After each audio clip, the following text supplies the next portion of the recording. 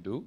And I think something that struck me in the last talk, about thoughts and words, because when you have good thoughts, that will become words. When you say the right thing, that's going to become your action, right? But then your action leads to your destiny. So you want to make sure that, in this sequence, when you're doing it, everything is a chain. So, when we change one thing, everything else gets impacted, right? So with that, I want to thank the chair, thank Vamsi, and thank you, Uday. So thank you everyone for giving us this wonderful, warm hospitality. So hopefully we'll be seeing you all again in a very short time. So thank you.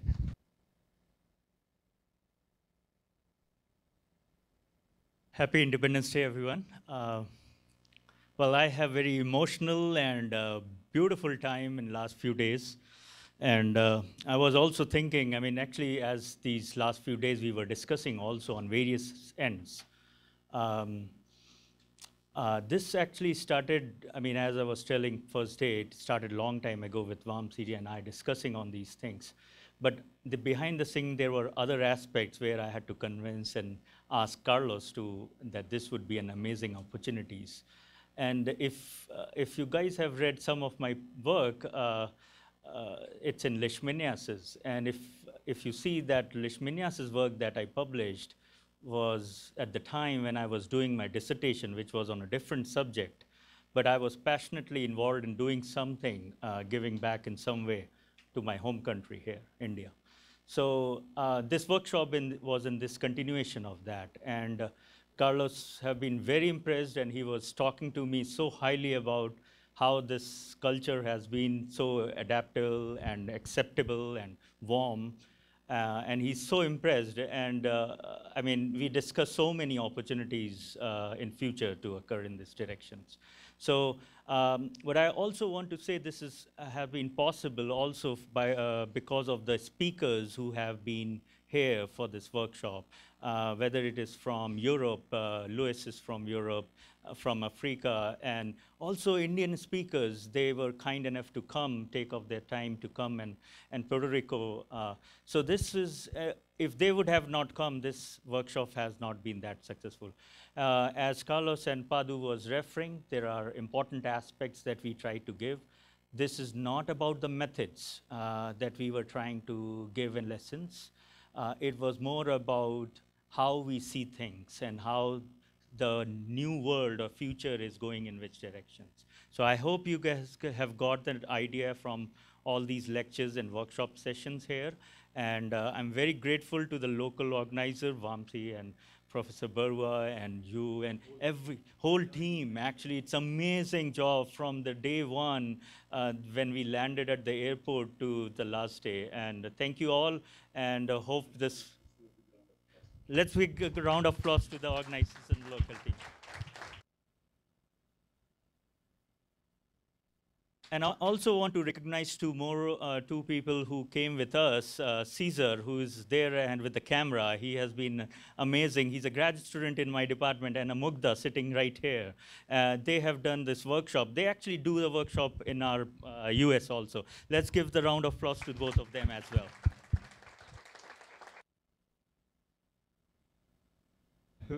Where? Mariana also from, he's from, see, the thing is we give our graduate student as a mentor. They are mentors in different workshops, and they give the hands-on training workshop. And they are very good in softwares, some of the software, which I am not aware of some of the tools, and they know very well. So I'm glad that they could come with us. And with that, I thank you all once again, and have a wonderful, keep in touch. Please do keep in touch. This is just a beginning, as Vamsi is saying. We will keep continuing this process further. Thank you.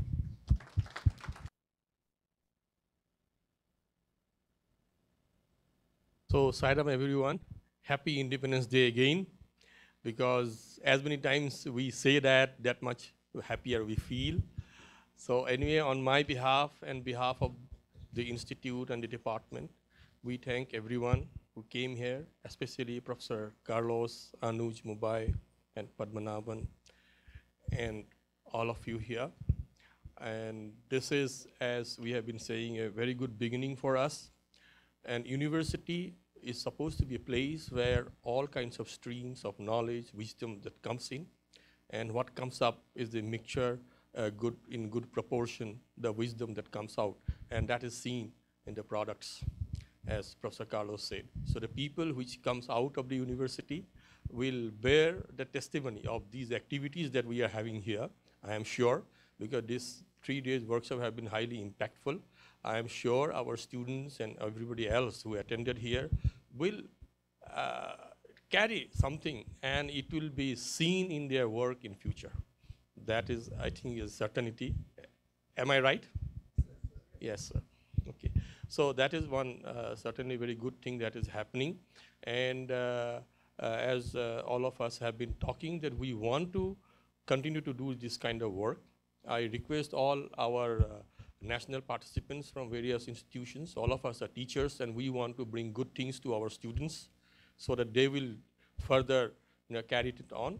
So we need to be in touch and plan out certain activities so that this kind of things will happen more and more. So with these few words, once again, I thank everyone, and with this, I stop. Thank you.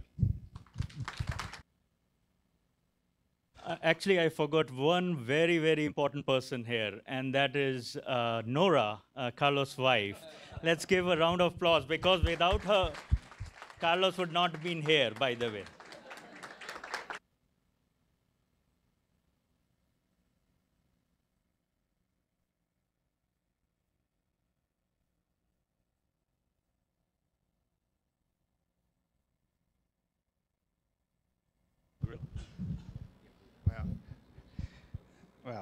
Good morning.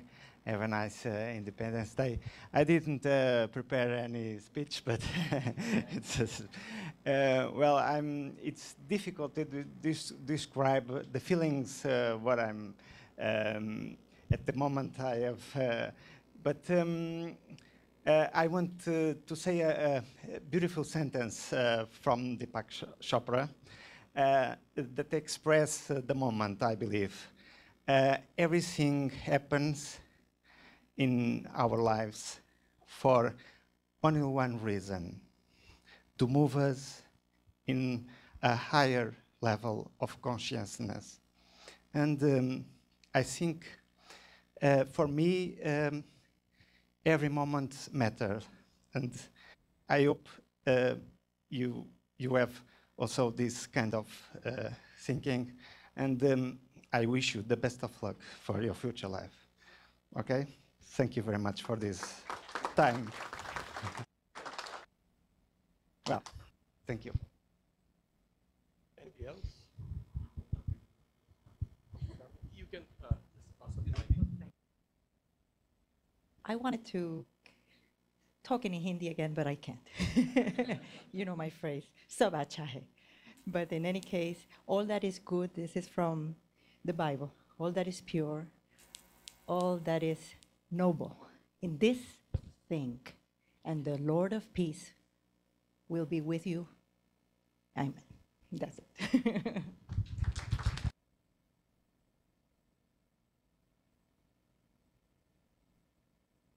Traveling all the way, I'm really, because what has been your journey traveling all the way? Thank you very much, and happy Independence Day. I would like to thank you everyone for having me here, and especially for the organizing committee and my mentor, Professor Padu. And it was my pleasure to have met Carlos, because I have met him several times in papers. But I met him in papers, but today I have him in the hall, and so that was a very great experience for me. Again, I had a chance to present my proposed model, and I got some feedback from most of you, and that was very wonderful. And thank you very much. And for the students, we have lots of talk out there, and I had a very nice experience from India, and it was my first time here. And I think I have lots of take-home messages. Thank you for the families who have joined us. I saw you have such a loving families. I happened to meet the mother to Padu and the Carlos family and Mugda's family and everyone's family who have come to join us here. Thank you very much and welcome to Africa, welcome to Tanzania. Next time you have a visit in the content of the country, please let me know. I will be glad to host you there. Yeah.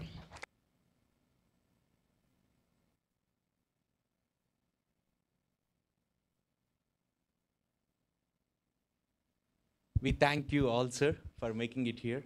Now we'll just have a break for 5 minutes time, then we'll start the next session. We want to bid our farewell to the guests.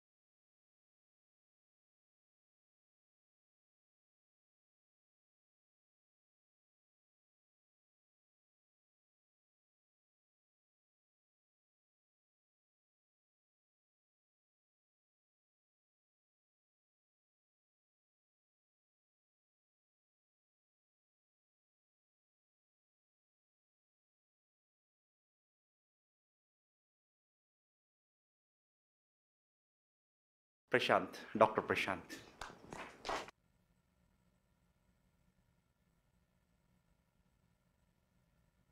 Thank you, Vamsi, for the introduction. First of all, happy Independence Day to all of you. At the very beginning, I would like to thank all the organizers for providing me the opportunity to come here and share my thoughts with you, my work with you. So,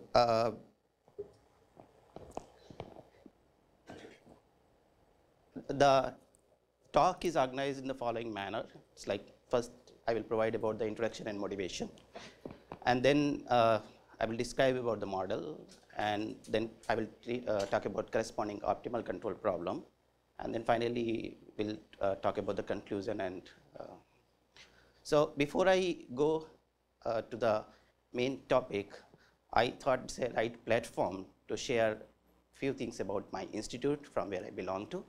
So Indian Institute of Technology, Patna, which is abbreviated as IIT Patna, is one of the premier institutes in India. It was established in 2008, and we are a fast-growing institute. We are celebrating our decennial year this year. As per NIRF ranking, which is Government of India MHRD ranking, we are ranked at the moment 24th among the engineering institutes, and 13th among the IITs. So for information, those who don't know, there are 23 IITs in India. So we are ranked 13 there. We have a department of mathematics, which was established at the very beginning with the establishment of the institute in 2008. We are offering a 2-year MSc program in mathematics, and we are offering a 2-year MTech program in mathematics and computing, which is run in collaboration with the Department of Computer Science. So the students are from both the background of mathematics and computer science. And we are, of course, also offering the PhD program in almost all the fields where our faculty members are actively working.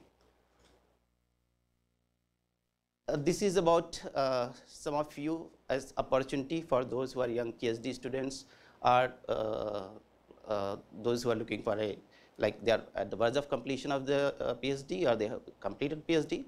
So at moment there is opening for institute postdoctoral fellowship at the institute in all the departments. I mean, you can share this information with some of your friends as well. So it is open in all the departments, and the last date is September 3rd. Then there are rolling faculty advertisement positions. I happen to be the part of faculty search committee of mathematics department, so you can directly, if you are interested from the mathematics, you can directly write to me. So this is in all areas of mathematics. We are open to that one. I mean, details you can find at the website www.itp. Rolling means there is no cutoff date. So yes, so as and when some certain cutoff dates come, we announce them. But before that, anybody can apply at any time. That's the basic idea. So that advertisement is already on the web. And for further information, you can even always contact me, mail me, and anybody can mail me. If you know somebody and then you want to refer somebody, that will be helpful for us.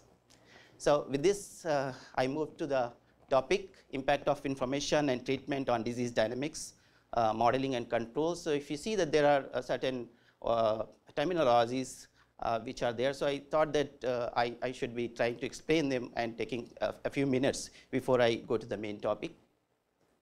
So as per WHO, what is the infectious disease? It is diseases that are caused by pathogenic microorganisms such as bacteria, viruses, parasites, and fungi. The diseases can be spread directly or indirectly from one person to another. So I hope all of us are aware of it. I just wanted to put it in a precise format. So some of the diseases which you hear about is HIV, tuberculosis, SARS, and these are some of the diseases which are talked about here as well. H1N1, recently Nipah virus, which was spreading in Kerala. All of us must have heard about it. So diseases have a leading cause of mortality and morbidity, which is one of the important aspects. They also have serious socioeconomic consequences. So I'll be actually stressing more on this economic consequences as well at a later stage. And these consequences are related to healthcare, travel, employment. For example, when a disease spread, you need to care people, you need to provide the medications. Whenever a disease spreads, people avoid to go there. So the industries, they suffer. For example, healthcare, travel industry, hotel industry. So those industries, they do suffer if anything of that kind is happening, especially if a place is a tourist destination. So these consequences, they lead to loss of employment of the people, or if not completely loss of employment, reduction in the wages of the people. So these diseases not only have these problems with individuals, but they have these economic consequences as well. So control interventions, if available, because they may not be available all the time, you may not have control interventions, they do improve quality life of the individual. But at the same time, there is trade-off, because those control interventions, they require money for that funds. So you have economic burden for implementing the control interventions. And further, these diseases, therefore, they affect the public policy, they affect the public budget. So these are the major impacts. There are many other impacts, but these are some of the major impacts, and which I will be concentrating in my work, which I am about to show you.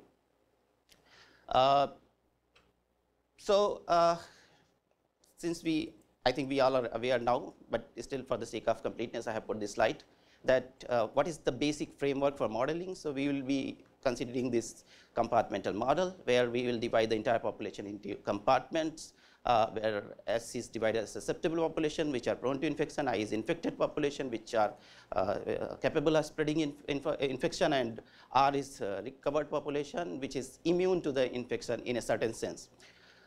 As Professor Sheshayar has mentioned, a very nice and innovative idea that how you can understand that how the disease is spreading is you give the cards with 0 and 1. That's what very interesting and intriguing idea to make anybody understand that, and then let the two people meet, and then they multiply with the number. So 0 can be considered as infective, and the next guy who was having 1 who was susceptible, and he again holds that 0 card now, and you can see that how it's spreading. Then you can put certain conditions, okay, who can meet whom, how far you can go and touch somebody, so that way you can actually have it. So similar analogy I used to put when I take classes. I consider this way is that you have caps. So susceptible individuals are putting green caps, infected individuals putting red cap, and recovered or removed individuals are putting, let's say, pink cap. And then what happens is that you have multiple caps in your bag. And then when susceptible meets infected, so infected will hand over that red cap and take the green cap. And that's how that fellow will put that green cap. And then after some time, say, let us say some time is passed, and then that fellow will put the pink cap. So that's how you will check the distribution, and then that's how it is. So it's quite analogous, but that was far more innovative, I suppose, because that can be even taught to children, right? So this is how we look at this modeling. So this is the basic framework of disease model, and one of the very basic model which we are seeing on our notepads and at the flyer of the workshop. So with inspiration of taking that as a basic model, this is a very basic infectious disease model which is there. This is called SIR type model, taking the population as SIR. So there are certain parameters. If you look, this is lambda, this is constant inflow rate, and this mu is disease rate. So we are assuming that any given time t, the time fraction which we are modeling. So these are the number of individuals which are entering into the population, and then there is a disease related, there is a density related death which is taken as mu. So this means that 1 by mu is the total lifespan an individual is spending. So that's how the parameters are related. I hope some of you are aware about it. And then this important term which is written in the box, this is the incidence rate of the disease. So beta is taken to be the infection rate, and this entire term is considered incidence. It was mentioned here earlier as that this function can be taken in a different type. So this we are taking as a mass action type here, which is very common. It is dependent on the density of both the susceptible population and the infected population. So with this framework, we know that how many individuals in a unit time. So if I multiply this by delta t, so in the delta t unit time, how many individuals are getting infected, and then I can calculate the differences, and then I plug in the limit inside, and then I get this kind of differential equation. So this equation represents our infective population, which is being added up. So it is a positive rate growth here because of the incidence which is happening. So this infected individuals, basically, you understand that they are developing from the interaction of susceptible individuals and infected individuals. I'm stressing this a bit more, probably you will realize why I'm doing this. And then this entire term, this is added up as a growth rate function, as a growth rate for infective population. And after this is disease related death, and this is the recovery rate. So after this time period, 1 by mu plus delta plus gamma, the individuals actually they recover, and they or they are isolated, they are no longer actually spreading the infection, so they go to that class. This lambda? This is actually constant inflow rate. So we are assuming it as not as a density dependent. Maybe when modeling time period is short, so we can consider this as a constant inflow rate. Inflow rate. Yeah. Okay. So you can it's like ds will be lambda delta t. So it means that how many new individuals have joined the population. Can be birth or anything. This is via birth, immigration, by movement. Whatever it is. So whatever it is, they are joining. So. But it's constant, independent. It's a constant. It's a constant. Yes. Okay. It's a constant. So there are ways to deal with it. I mean, some people put it as mu n, and then it depends like how you are modeling. So depending on the modeling scenario, this can be either a constant or it can be density dependent. It can depend on the entire population. Even sometimes it matters at what time period you are considering. So the assumption lies behind that we are considering that the inflow is constant. So given time period of the modeling, the inflow is constant. So can I know why it's made as a non-homogeneous term? Because lambda doesn't have any s or no multiplication with s. Yeah, that's what I'm trying to explain. That we are assuming this is rate equation. So ds over dt. So we can always convert a non-homogeneous system to a homogeneous system. So there should be an implicit dependency. I'm sorry, I didn't get you. Let me just put it in the proper perspective first. So let us say that you are trying to measure the t plus delta t. So that exchange of caps or the multiplication of these points has happened. And then this goes like the population is as st. And then, so what will be the population which is at time t plus delta t? That will be the whatever the population there was at time st. So this is the population at time t, and then whatever is added, these are the new individuals which are added during that time period. So I'm considering this as a rate term, and therefore I must multiply it by delta t. So these are the new individuals which are added. So I will come back to that why this is constant. Then some more are added. So delta t minus, this is the infection rate, so I must multiply it by delta t. Then s and I, these are function of t. Then minus of death rate multiplied by delta t, and then this st. So this is how the entire thing, the entire expression is coming. I understand this part. My question is, it's a non-homogeneous term. So the term is non-homogeneous, right? But we can always make a basic manipulation and convert it into a homogeneous system, throwing the lambda terms to the initial conditions. So why not have it as a initial condition, then have a non-homogeneous system? All right. So maybe there was a basic intention to avoid that. I will show you once we move to that one. So we are interested in that theoretical. We are interested in that theoretical history. So what will happen? This helps us in getting the what do you call it?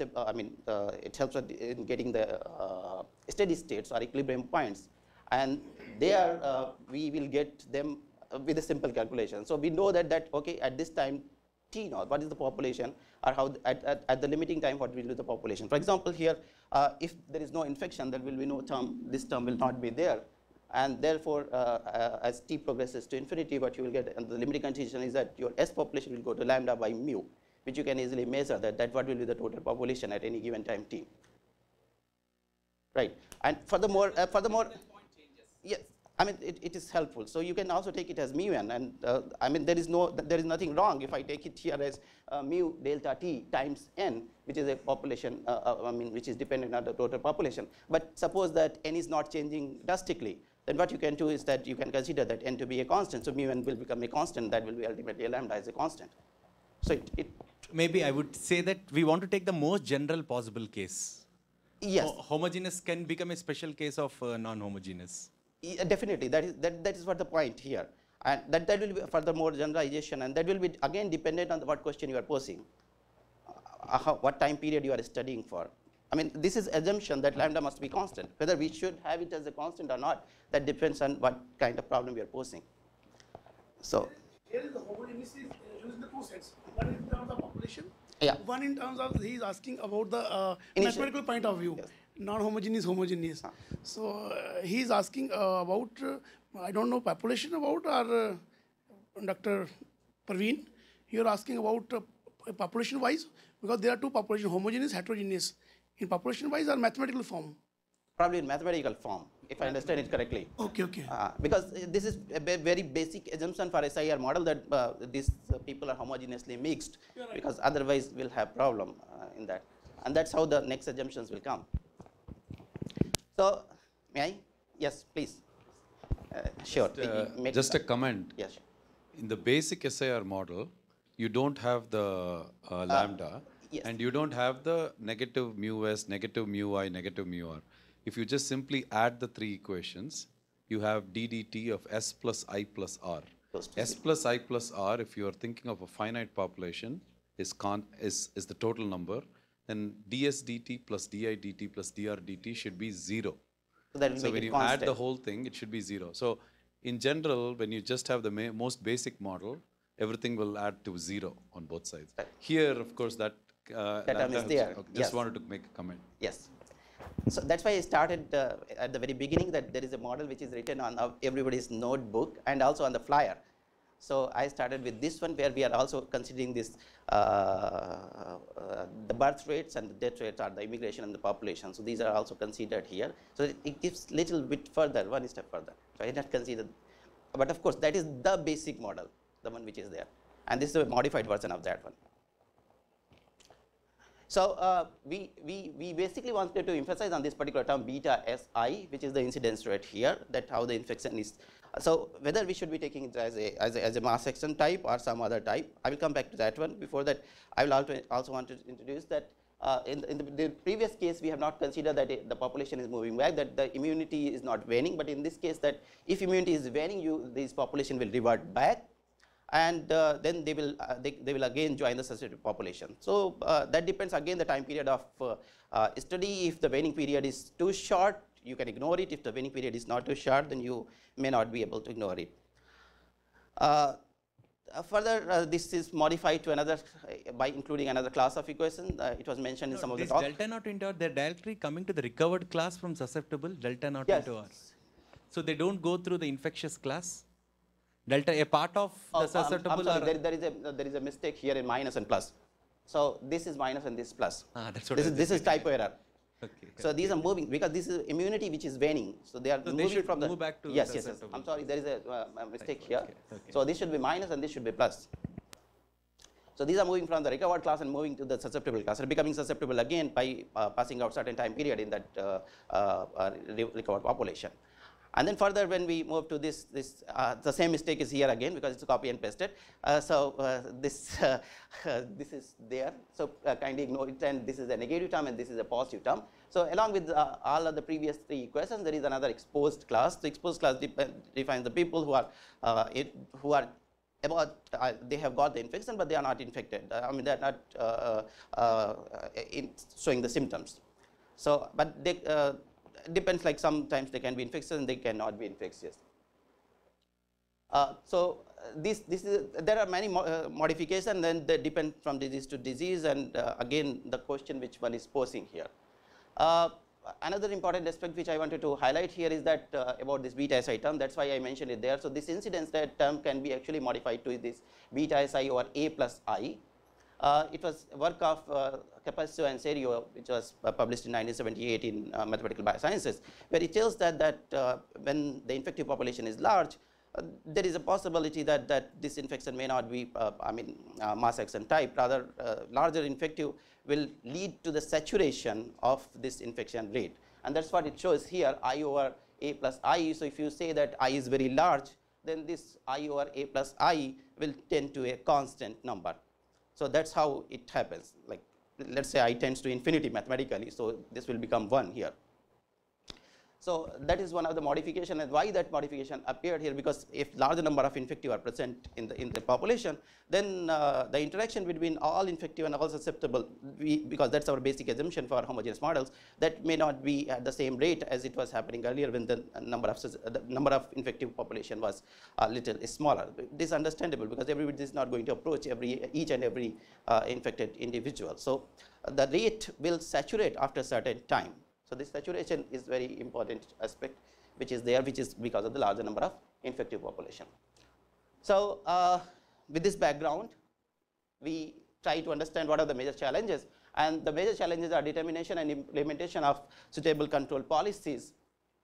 What kind of policies we should put so that the disease spread can be controlled, or either it can be eradicated. Here in the model, you are taking density dependence, not frequency dependence, right?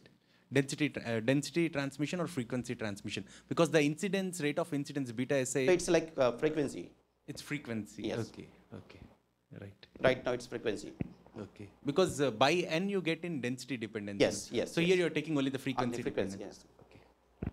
That is also one of the way of sometimes it happens that if you are taking a frequency dependent and then you divide by n, if n is constant as was mentioned, then it will be converted actually. So like there is little bit of here and there. Again, right question, right way, right formation, and little bit of understanding. Okay, maybe things are hidden behind those equations and details. So I'm trying to come back to my main point, main agenda, is that what are the major challenges is that the determination and implementation of suitable control policies, because you want ultimately to control the spread of disease, or if not possibly eradicate them. Then there is always a trade-off, prevention versus treatment. What should you go for? Whether you should go for preventive techniques or whether you should go for treatment which is like somebody has already got the infection and you are moving for that one. I mean, why it is important to stress on those two terms is I want your attention on this particular point is that if you are applying preventive techniques, then what will happen? This will ultimately lead to the reduction of susceptible individuals towards the infection, which will ultimately lead to the lesser count of infective, and which will further reduce the burden on treatment, because lesser number of infective will imply that lesser number of burden on the treatment. On the other hand, if you treat more people, then there will be lesser number of infective, which will further reduce the burden on your preventive policies. Now, it depends that what kind of policy you should choose, whether the preventive policy or the treatment policy, and it also depends on what is available with you. I mean, everything may not be available. So, theoretically speaking, both of them are interrelated, correlated, and it also depends on the funds, monetary funds, implementation point of view, whatever challenges you have. So, this particular question is of importance, that what is determination, how you should determine, and how you should implement the suitable control policies, and like how you should choose them among those available. So that's what I mentioned already. There is always a trade-off among the available control interventions. I'm mentioning them as pharmaceutical and non-pharmaceutical. So depending on whether the pharmaceutical intervention, that is vaccination, which is available, or some other kind of non-pharmaceutical, which I'm going to further talk about, for example, information, which is available. So how it can be used during the disease or epidemic outbreak. After that one, theoretically, after understanding that, the quantifying the suitable combination of control policies which will minimize the economic burden as well as the disease burden, that's also another challenge. So trying to address these questions or these challenges in certain way. So what is the motivation behind this work is that human behavior changes due to information about the presence of disease, and healthy individuals take preventive measures. So this is very common thing which happens. So it's like our psychological effect is there, that if you know that in certain regions some disease is spreading, you will avoid to go there. This was something which was mentioned by Professor Carlos as well, what if, but there are again a trade-off. So if there is a trade-off, whether you will avoid to go or you will go there. So he mentioned about a date. So similar thing is happening here. So if you have information of a disease spreading in the population, ultimately it's a tendency that you will avoid to mix with people unless until it is very urgent. So that's a need-based thing. The behavioral changes affect disease progression. Therefore, because there is now a perturbation, whether it's a psychological or it is influenced. So there is a perturbation, and therefore they affect this disease progression. People say, for example, when SARS epidemic spreads, people start taking a preventive measure of hand sanitizers, using masks, face masks, and all those kind of preventive measures they start taking, and therefore they are not that susceptible as others are. So their susceptibility is reduced. So because of this behavioral changes, the dynamics of the disease that can be perturbed. One of the important aspects of how this behavioral change can be induced is that via media or via information. So there are so many campaigns WHO is putting now for almost all major diseases. WHO is having a campaign or a dedicated day for that one, so that the awareness can be spread among the people can know about it. So if individuals can be informed about the disease spreads so that they can protect themselves. So that's the basic motivation behind this work, that how we can inform them and how it will affect strategically. So our objective is to develop a model which accounts for the effect of individuals' behavioral response. So that is our non-pharmaceutical control interventions. That is what I am talking about. So that there is information of disease spread, so people take the protective measure, and how we can do that, how we can account into the modeling. And then screening is another aspect. When you know that people who are not showing symptoms, they are not going to the hospitals. So, but they are still infected and they are carrier of the disease. So can you screen them? If you can screen them, so maybe you sample them and then you start putting them in screening. So screening is another aspect which we are going to consider in this particular model. And then ultimately the treatment which is available, it's assumed to be available, and this is being provided to the individuals. So this is the objective of the study. And then we also want to quantify the suitable combination of the control policies which will minimize our economic burden. And this will be done via using optimal control by defining a predefined cost. Now that's inverted comma, predefined cost. That's again depend on individual or the modeler or situation, that how it should be defined. So with this objective, I will further move to the model. So there are three ways of doing the first point there, that how we should quantify the effect of information. So there are three thoughts or three ways which are there in the literature. One is that there can be a correction in the incidence rate. So this incidence rate which is here, this was basically dependent on the how the individuals are getting in contact with people who are infected individuals. So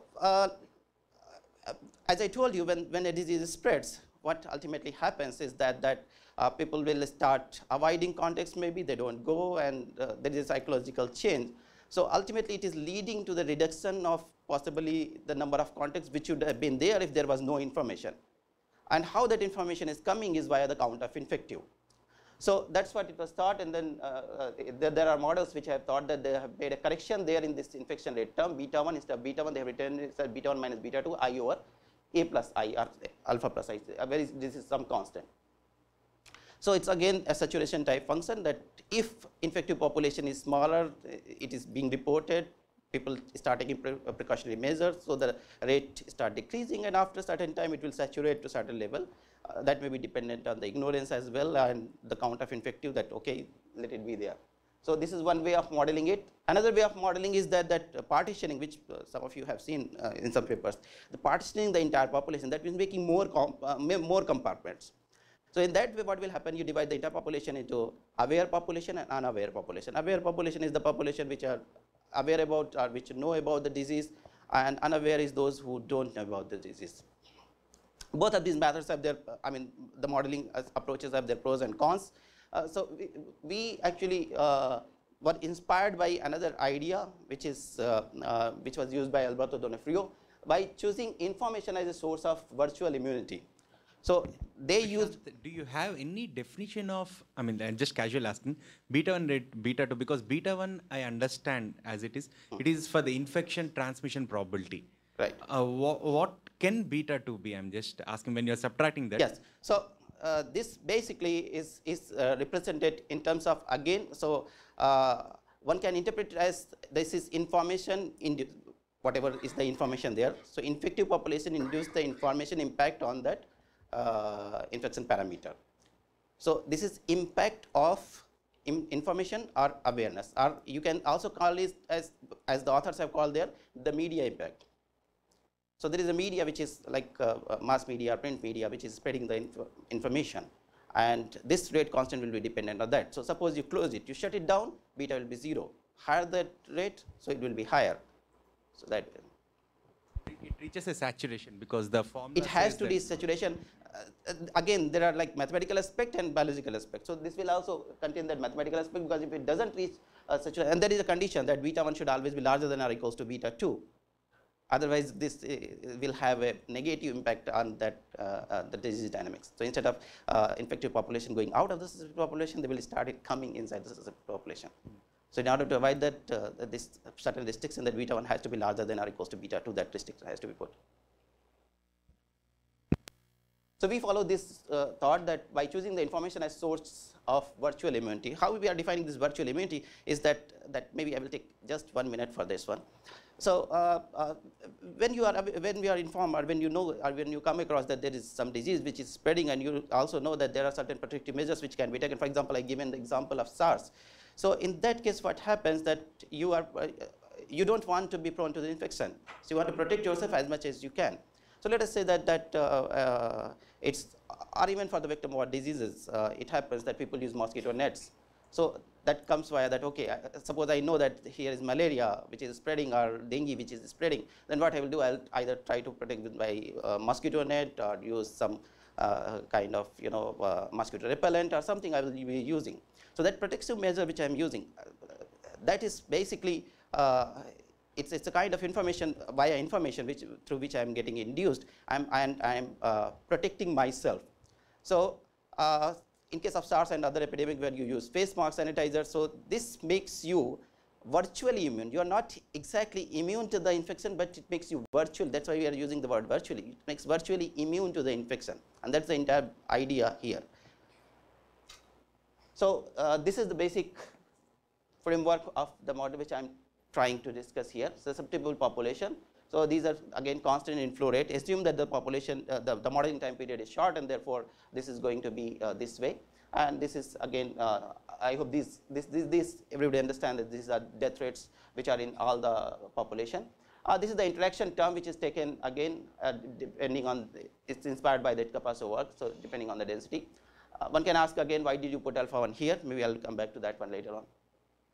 And then this is the treatment rate function, which is like infective individuals are being treated, and this is the rate function which is given for that.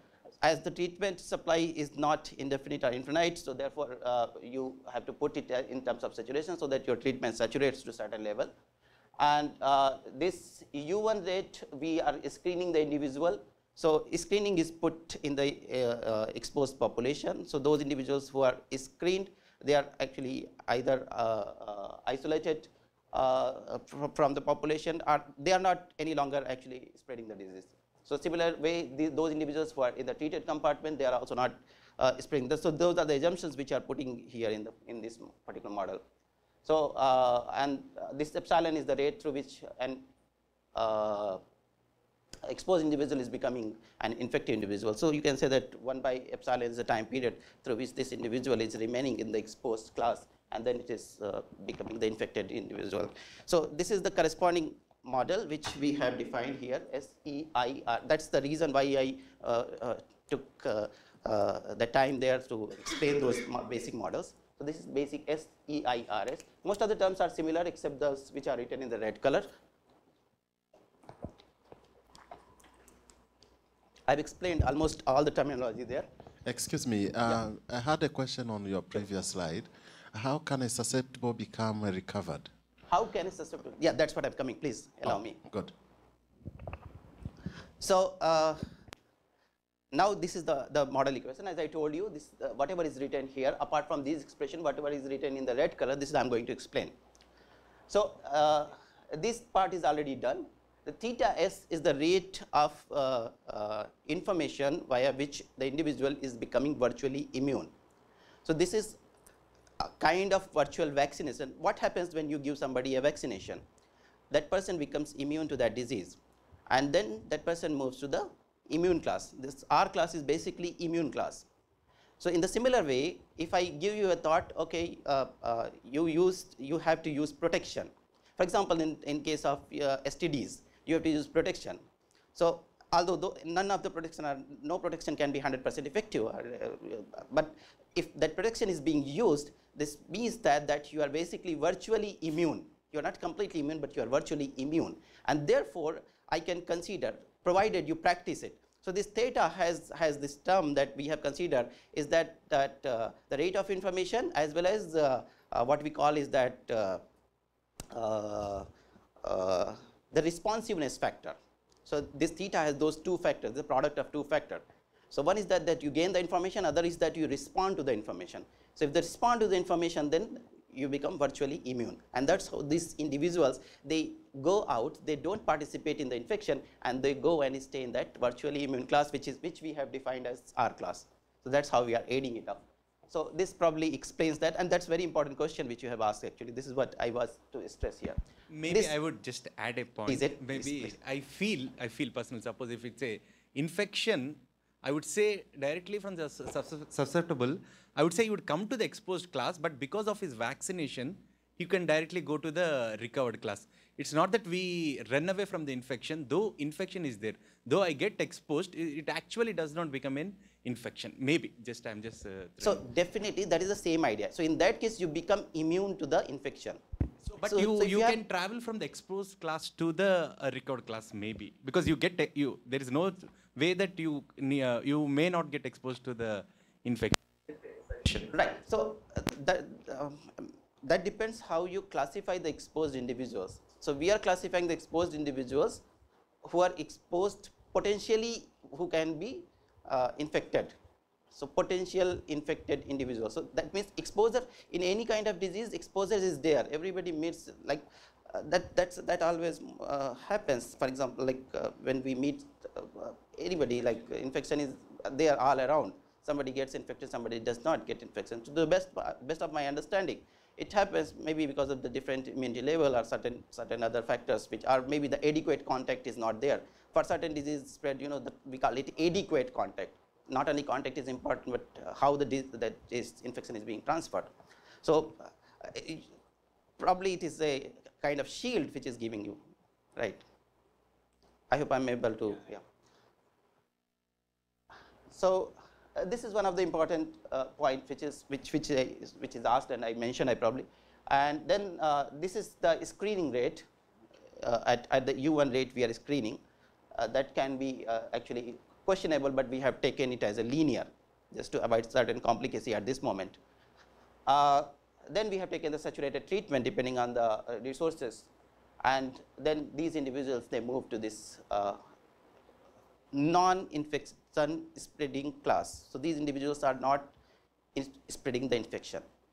So this is basically this particular model is in SEIR framework. SEIR framework. So we are not considering that there is any reverting of individual from the immune class to the susceptible class, and that can be done if your modeling time period is short, because the period of waning immunity may be larger, and therefore that can be neglected. The delta can be very small. What are mu and delta in the third class? Third class here? Yeah. This one? Second term. This is the second term. Is like uniformly all population are having a same disease, same death rate. Okay. And the delta is disease-related death rate, and gamma is recovery rate. What is the difference between mu and delta? One is the natural death rate. Okay, even in anybody and who one is lives- diseased. Yes. And can you just explain a little bit about mu to I by 1 plus alpha to I, that additional This term? one. Okay. So Yeah, this is because I basically the related it. treatment rate term. So suppose I can easily show it here. Suppose I take alpha 2 is equals to 0. Then basically this becomes a linear interaction, like you are giving the treatment to the individual which is proportional to your infective population. So as many as infective are coming, at a constant rate you are giving them the treatment. So that's like, you can again map with the same thing. So U2 is the rate multiplied by delta T, I is the individual. So total number of individuals in that unit time period whom you are going to give the treatment, they are taken out of the system. Now suppose not suppose, in fact that is the situation, that medical facilities are not unlimited. You cannot provide treatment to everybody. That means that the individuals who will come, they may not be given treatment. I mean all of them, if the number is larger enough, so all of them may not be given treatment. And therefore what will happen, the rate of treatment will saturate to a certain number. And this is how this saturation function is appearing here. So U2 times I over 1 plus alpha I2, this represents U times a function of I. So individuals are being treated at the rate which is proportional to the function of I. Now this function of I, what should be this function of I? So it is considered to be of this kind, which implies that the count of infective as it goes larger and larger, this number saturates this. I'm just because I'm seeing for the first time. So yes, sure. Can you not club recovery and this together? This term should be, I'm just feeling, it should be kind of a general thing where you incorporate the treatment, because you're keeping this term and the recovery rate kind of separate. But actually, both of them are coming to the recovered Fine, class. yes. So yes. Both of them are moving to the recovered class. So can we have a general function which speaks about the saturation of treatment or whatever limited thing, and also recovery rate together? If we can put in one function, then that function directly moves to the recovery class. So for example, I believe you are talking about this, that I club this gamma I and or some similar function which incorporates everything at a shot. Ultimately, we will reach to this similar kind of function if one clubs it. All is that I wanted to go from a certain framework which was already available. On that gamma is your natural natural recovery rate.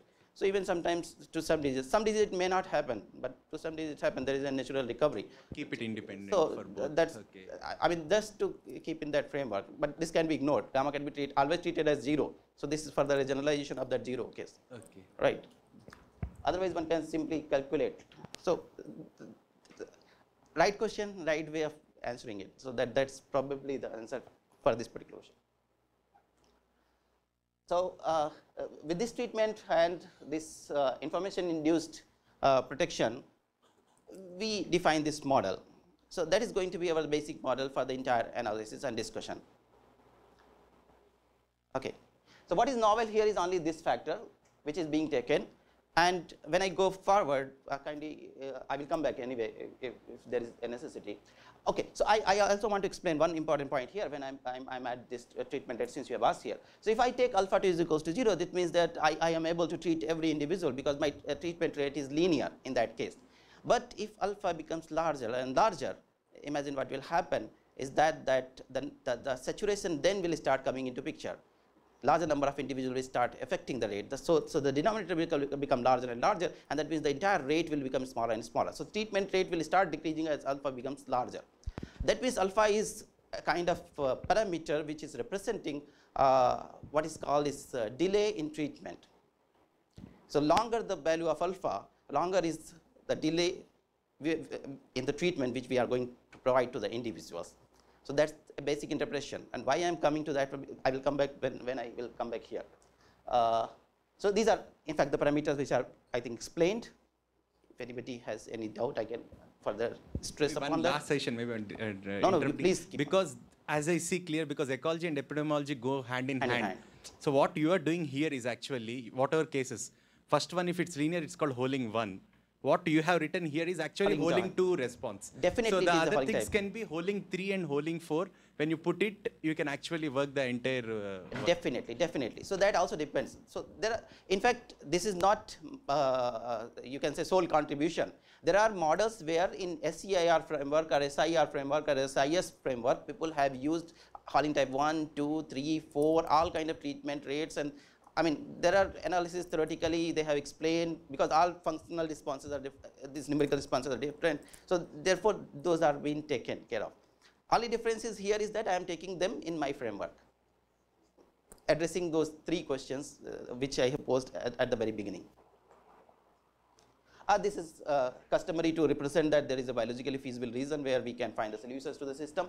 I will reduce my model system to this 3, though you can work with 4-dimensional, there is no big issue. So I just reduced it just for the sake of simplicity. And therefore we get that there is one, this is free equilibrium point, which is this one, which one can easily see from here. And that's what the one which I was talking about, Dr. Praveen, that this makes it easy, otherwise it looks like. So what is important here is to note is that this is the basic reproduction number. So if you look at the basic reproduction number, which usually go by a definition. So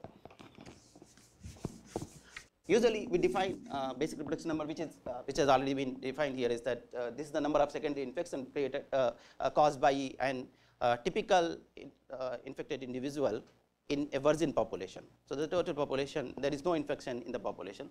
So if you look at that, I may not be able to write all things. So here, this is the population, lambda by mu plus theta, which is like if there is no infection, you can easily see that item will not be there, and then therefore this is what the virgin population is. And multiplied by the factor here is epsilon by mu plus epsilon plus u1,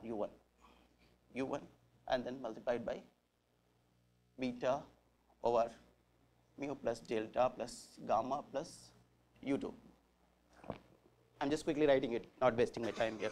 So this we understand that infection rate, this we understand that the time period the individuals are staying in this mu plus delta plus gamma plus u2. So that is the time period which so that's the time period which they are staying in this infectious period.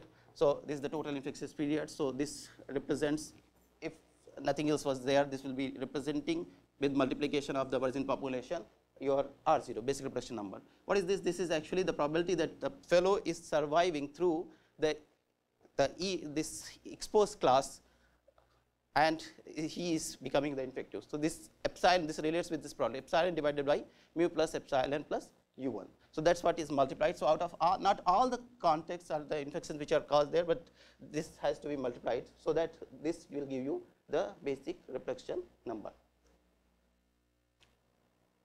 Right. So that's this in totality. It represents the total number of secondary.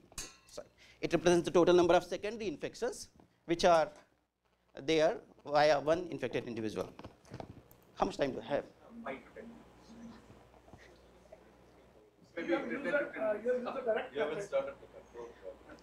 I'm so sorry, but yes. So I will do this because this is a typical analysis. So all those. So we can skip yes. this part.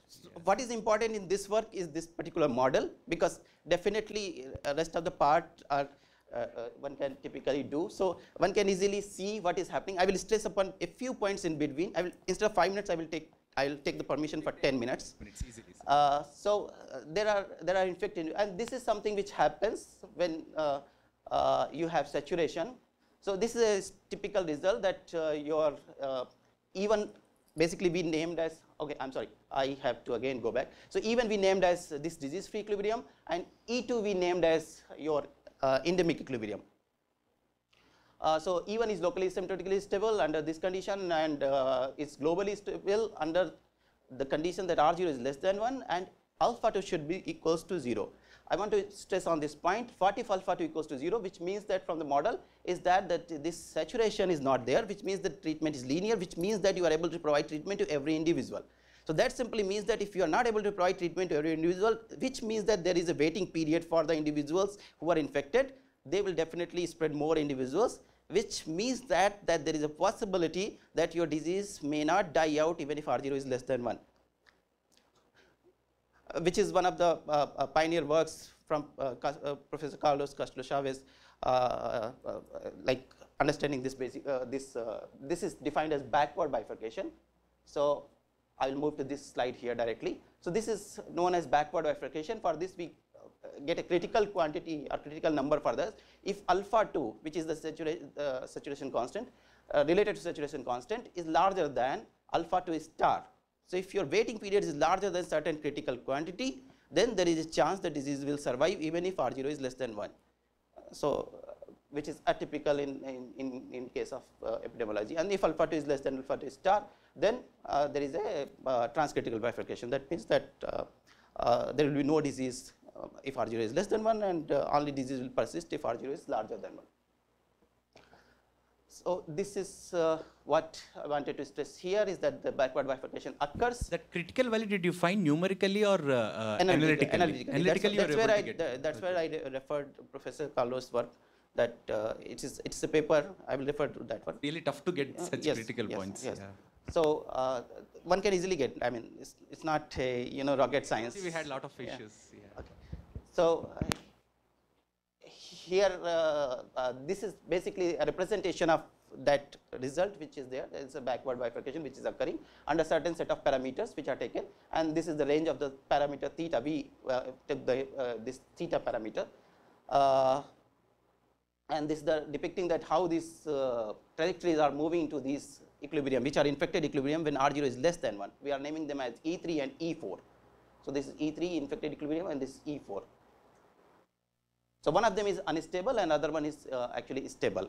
So either it depends that which basin of attraction you are. So you will either move to this steady state or you will move to this steady state, which is clearly depicting from here that if you are moving from different trajectories, you will move to this stable E, which is E4, or if you are somewhere else, then you may go away from the unstable E, which is E3 here, and you will ultimately go to the disease-free steady state. So disease may still die out depending on what is the critical population at that time, that is the infected population at that time, and how other parameters are behaving. So now, yes, I'm directly moving to this optimal control problem, because that's another aim of this study. So we want to control and we want to use the interventions optimally. I will keep it short. Please feel free to ask wherever you. So these are the intervention techniques which we are putting. One is the screening effort, which is again a cost-consuming thing, and the other one is treatment. So U1 and U2 are taken as the parameter for now. They are function of t as our control parameters. And corresponding to this, we have defined this index function, which is a function of what you call is the disease burden. So it is taken as a linear combination of E population and I population at any time t. Then this is the screening effort, which is taken as a fourth degree function, which is not traditional in taking this in kind of index function. And then this is treatment, which is taken as is quadratic function of the cost function. White's biquadratic, yeah. So yes, before you could ask, I was about to explain this one. So the idea here is simple. We have gone through a couple of literatures, and then it was mentioned there that if you are using, so what is the difference between the two? First of all, is that if I plot, if you look at the functions, they will look more or less the same in the box of 0, 1. We can always normalize it to 0, 1. So if you look in that box, both of them, because U1 is square, so it will go like this one, all right, and this is, let us say, U is square. And then I will make another box so that I should not confuse you. Can you please put like,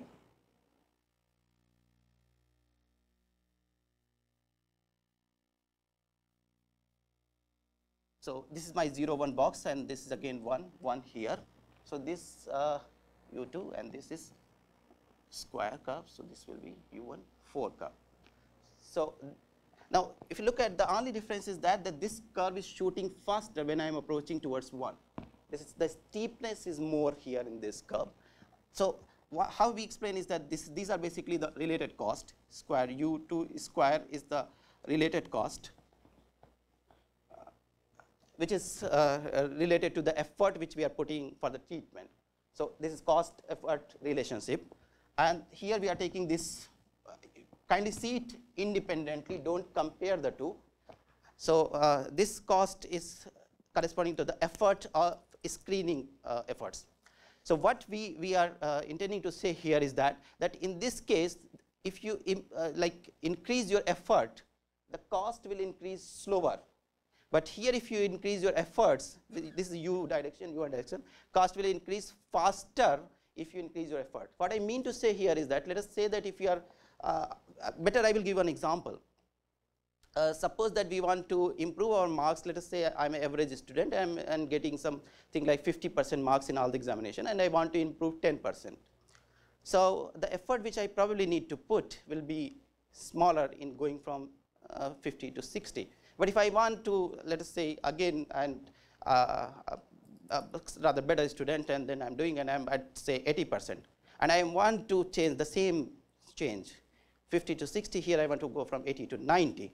So then the effort which I was putting there from 50 to 60, and the effort which I have to put here, now they will be far more larger. So that's what it implicates here, that the efforts which will be corresponding to the effort, the cost realization which is there, that will be far more bigger in case of power 4 than, and why it is this, why it is so, because the screening is not an easy task. So there are things which are involved. You have to put more effort to screen because you don't know that where is your potential infective person might be. So you have to so that's the basic idea of understanding that the cost in screening is far more large, because treatment, somebody is showing symptoms, they will come to the hospital and they will get treatment. That means that there is at least few things which are involved. You don't need to catch people, you don't need to put extra effort in treating them, but you need to put extra effort in screening. So that's how this index function is defined, and after that a traditional calculation shows. Maybe I would say after critical value it increases much faster. If you see both the things, initially the first curve is actually shooting up faster to 1. I would say there is a critical value where the second curve shoots much faster. That's what I explained. That's why I explained that if you want to go from 80% to 90%, that is where you start. That is where you have. Otherwise, both curve will more or less capture the similar kind of picture. To the lower values, so let us say if you want to achieve a 50% target, things are fine. But if you want to achieve towards the higher side, the steepness is quite high. The second, because of the high nonlinearity, that is obvious. That is because of high nonlinearity is shooting faster. U square times U square. So U square is already sitting there, and this is just U square times that one. The positive exponential function that we are also very fast shooting. Yes, definitely you can use, but then the calculations I will. Yes, so everybody wants to keep responses or functions to a level where one can actually handle them. One can think of 6, 8, 10, whatever one want to, but then there are different kind of issues. Maybe one issue I will point out here is that finding out this optimal control functions. So you use Pontryagin maximum principle here. If you see, there is a cubic root here which is sitting here. So you have to assure that there is a unique root which is coming out. Otherwise, if there are 3 roots, like 3 optimal functions, then computationally as well as analytically, that is typical. So we guaranteed the existence, and we found that like analytically we have shown these results, that there are optimal control functions which are existing, and we have these 3 control policies. Obviously, one is the implementation of screening only, then execution of treatment only, and then combination of both. I will stress on the combination of both, and we use this. This is a traditional numerical method, forward backward sweep method. So you solve your system in forward direction, and then you solve the adjoint variable system in the backward direction, putting the condition that adjoint variables are 0 at that condition. So this one can actually refer to these details. For details, I will go back to the references when I finish this talk. And these are the important numbers which we have taken as initial population, and there are parametric values which are taken, which are given the parameters. I'm not showing you right now. And these are the weight parameters which are taken here. So this is a simple plot. When no controls are applied, you can see that the count of infective is actually, this is count of infective, is relatively higher. What is happening when the controls are involved? This is our first control, which is U2, which is the treatment in control treatment. So that means this is only treatment and no interventions which is in the screening. And this is only screening and no treatment. So the one of the factor is 0 here. Please do ask question because I'm trying to rush, and then so in this case, this first picture which you see here, this represents that you are only using your treatment. The second picture represents that you are only using your screening. So corresponding, these are the optimal values of the control. So this is the optimal control which comes via numerical simulation. And in that situation, what is happening is that this is our E population when, sorry, this is U2 is this. So this is our E population when only treatment is implemented but no control is implemented. And this is corresponding I population when only treatment is implemented and no treatment is implemented. And in blue color, you can see the correspondingly that when only screening is implemented but no treatment is implemented. So you can actually compare that though we have to put the efforts here, that is also relative, that we have to put efforts here, but one can see that what kind of trade-off one has to make, as I mentioned in the very beginning, what kind of trade-off one has to make or resources one has available, that the count of infective is coming down in case of you have better screening policy or better screening. But then again, that's that depends on how much cost effective it will be. And then this is the third picture where it shows that when you are using both the control interventions, so these are the controls, optimal controls of U1 and U2, and then correspondingly you can see that the infective population goes down at a very low level, relatively low level. That depends again on the parameters. So this is a representative numerical simulation which shows here. The another picture which is there is that what will happen for the I population. Here I have put all the pictures in one frame. So infective population, if no control, it is so that one can compare that what is happening. So infective population, you can see it's a very high level. When only treatment is being provided, then also there is a peak of infective, and it remains higher for a quite long period, almost 40 days when we are making the simulation. So this simulation is run for 120 days. When you provide the screening, the population goes substantially, it reduces in absence of treatment. So even if treatment is not there, it substantially reduces. And when both of them are present, then it's very, very low population. And these are the corresponding cost which the index function gives us, temporal cost, and we have evaluated that. And then correspondingly, so in a similar fashion, this also happen. We also check the effect of this information-induced cell protection, that factor theta. So this is basically, if you can easily see, is that if theta is increasing from 0 to 0.45, what is happening is that corresponding infective population is decreasing, the cost is decreasing, the effort on screening is also decreasing, as well as the effort on treatment is also decreasing. So that is something which is important, that with the variation of theta, then how can we increase that? So our cost actually reduces, the total cost reduces, efforts reduces, multiple factors are appearing. So that's one of the important observation which we made, is that if you can improve the information in the system, or if you can inform people, then this will help. This will reduce the burden on. So it can be thought as an alternative control intervention. These are basically the effect of weight. I think I should wind it. So effect of weights on that, and traditionally we do this one. So these are all the observations which I think I have already mentioned. I would like to underline one of them, is a significant role of screening which we observed in absence of treatment, and information-induced cell protection, that also plays a crucial role. So I already underlined during the talk, and this is the observation which finally I am making.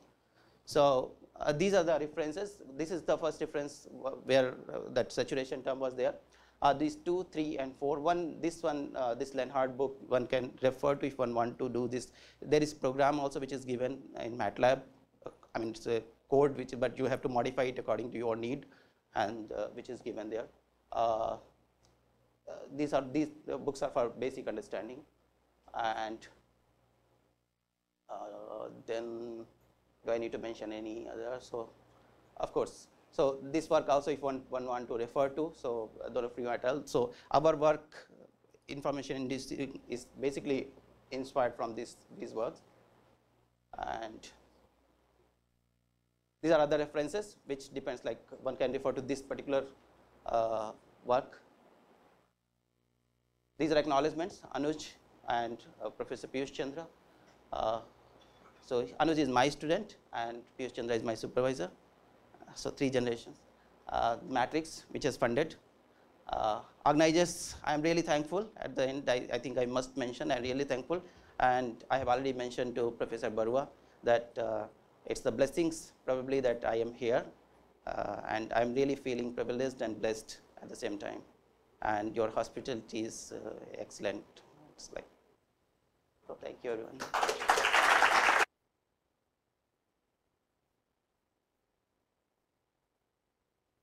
Any questions? Maybe I have asked enough questions, so one quick question, new one. I'd be interested actually, any kind of question. I will share if you want to. I mean, I don't Because have a we are problem in just sharing that. Any technical question? Or rather, I will go slow so that it will be captured in the video. Just forward it to all the participants, the references, because we are running short of time. Fine, fine. So let us thank Dr. Prashant for his inspiring lecture.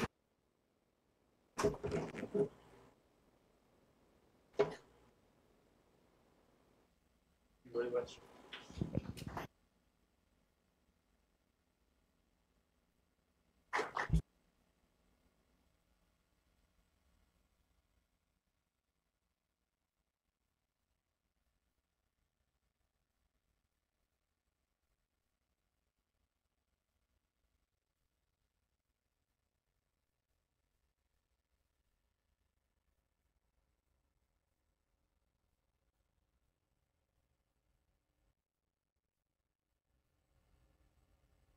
Om Shri Sai Ram. It's a moment of great privilege and honor for me to introduce the next speaker, Dr. N. Uday Kiran. He is my research supervisor. Sir joined the university in the year 1998 for his undergraduate program, then went on to complete his post-graduation as well as the Master of Technology in Computer Science from our institute. And also, he finished his doctoral degree from the same institute. So in that way, he's yet another example of a fully blossomed product of SSS IHL. Sir's mathematical knowledge and expertise is always infectious, like the enthusiasm which he shows either in class or with the discussions which we have with him is always infectious. So it's a moment of great opportunity for me to introduce him. Today he'll be speaking to us on the topic mathematical modeling of synthetic aperture radar imaging with applications. Over to you, Dr. Uday Kiran. Thank you.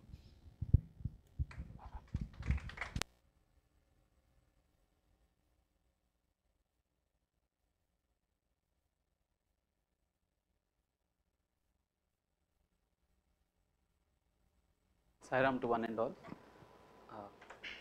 So last week when Dr. Vamsi had mentioned to me that there is a small slot for 20 minutes and I have to fill in that, I went home and said, I'm speaking on August 15th. So they went all gaga. They said, oh, you're speaking on Independence Day about India and several things. I said, no, this is a conference on infectious diseases and I'm going to talk about it.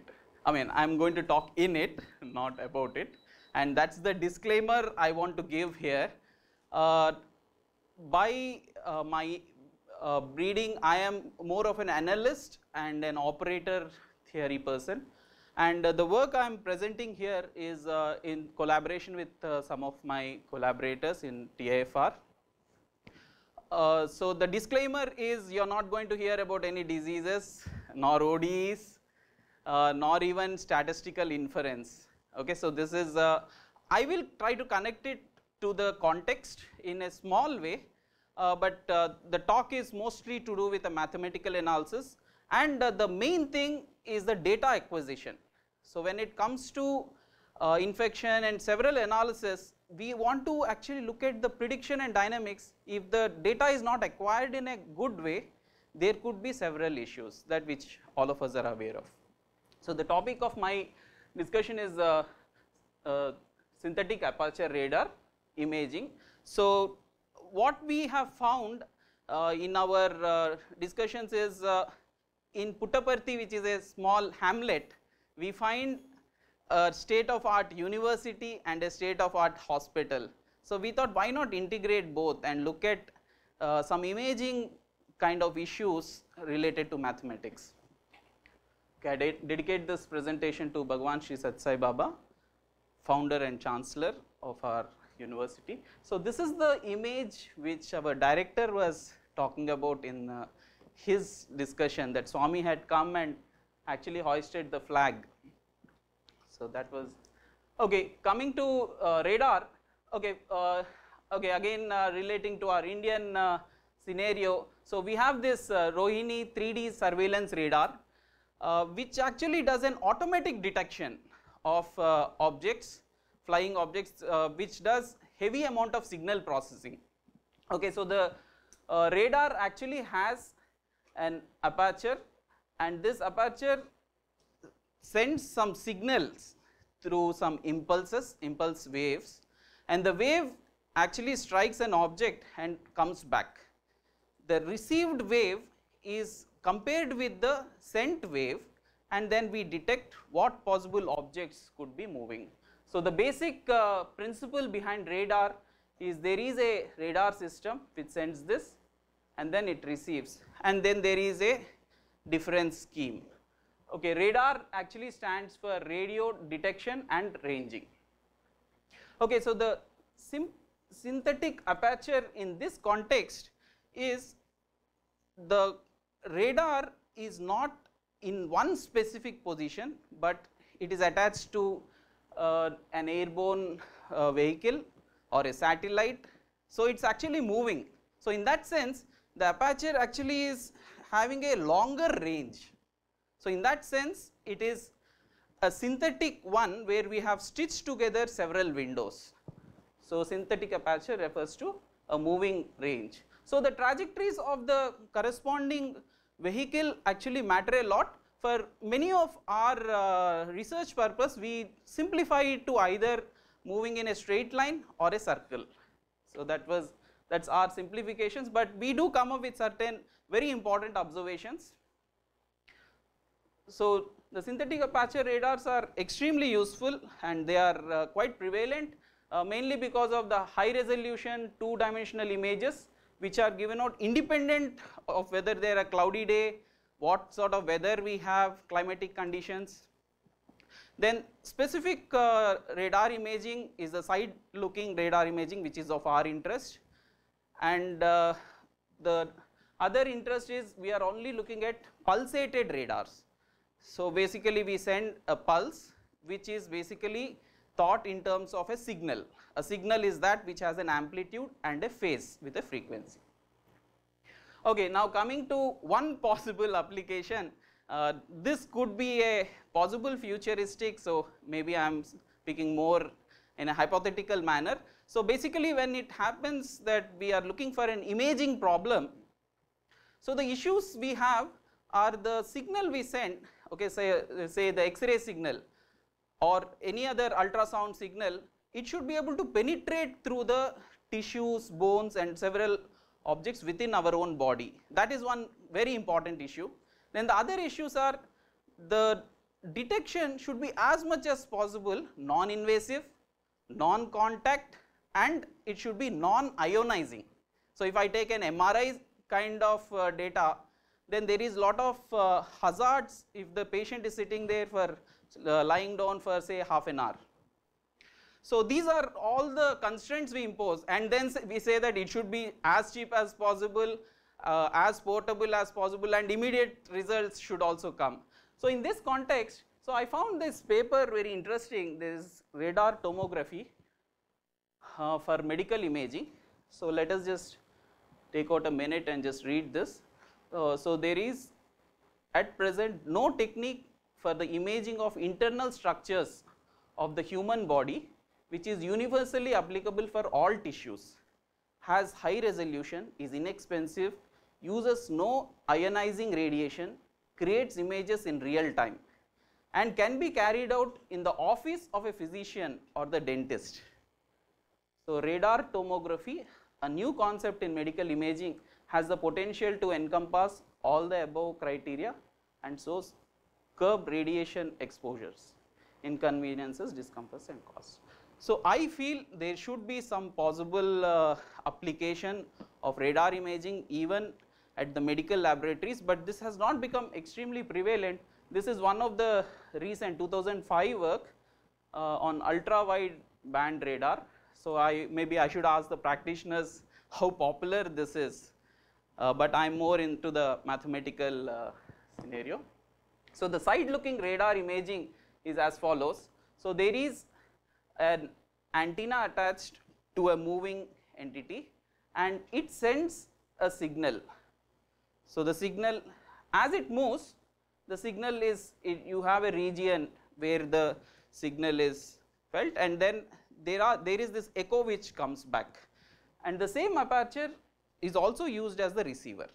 So the aperture usually is a good model for aperture would be something like a rectangular model. So, and there are usually, this antenna has several antennas here. So you have both a transmitter and receiver, and is usually time switched. So for some time it behaves like a transmitter, for some time they behave like receivers. Okay. So in fact the direction is called the azimuth direction, the slant range, this is the swath, and the illuminated area. So this terminology is actually in some way interesting, in the sense of all this comes from satellite or the astronomy terminology. Okay, so they could have just called it as slant angle, but so we have to be careful while reading the literature of radar system. So the idea here is we send a pulse which has amplitude and frequency, and as it hits a surface, it gets scattered. So the scattered signal with certain energy comes back to the receiver, and then we detect the difference in energy levels, and that actually gives us lot of vital information. And the curious thing is, there is already a mathematical study done about all of this way back in mathematical literature, as I'll just make a remark at the end of my talk. Okay, so coming to the discussion, so the mathematical models we build are not statistical or ordinary differential equation based. So we see more of a partial differential equation kind of scenario. So the governing equation in the radar signal case, the right model is Maxwell's equation, but we approximate it with this wave equation, where you can see that there is a coefficient c square of x. So usually, since the distances are very far, we can approximate c of x with a constant, which is the velocity of light. So this is a very simple textbook problem, where we know that the constant coefficient wave equation has Green's function as its solution, and the right hand side is a impulsive response, and the solution in turn is given by convolution of this with the corresponding right hand side. So in general, we send some signal which has a specific signature corresponding to a specific problem. So if I am interested in a oceanographic problem, or a specific geographic problem, or surveillance problem, or a medical imaging problem, so we send the signal. So in the context of medical imaging problem, this would be a ultra wide band ranged signal with a specific amplitude and frequency. Now the corresponding governing equation will be in the right hand side with P of t times delta, the Dirac delta function. So as we have seen in the previous slide, that the corresponding fundamental solution, or the Green's function, turns out to be this. So just taking the right hand side and plugging it here with a negative sign, of course, because we need to take care of the Laplacian. So we get the solution. Okay, so I am not really keen in actually sitting and deducing this. We will take it, just believe that these are true. So the basic model for our imaging technique is, we assume that the Earth's surface is almost flat in the local region we are talking about, and we are moving in a straight line, and the aperture looks something like this. So if I am interested in locating a specific point y here, and there is a long, very huge distance from this to the scene, so let us say this is some x. So I can first of all come up with a coordinate system on this itself, on the aperture itself, and I can do an approximation. Since this is very small compared to the distance it is actually observing, so we can actually do some approximations. Okay, so I will just quickly go through this just to give you a feel of how things are here. And the other thing is, the aperture or the antenna is not single point. So in fact it covers a region, a real world object. So what we do is, we take an aggregate of the impulses we get, which turns out to be an integration problem.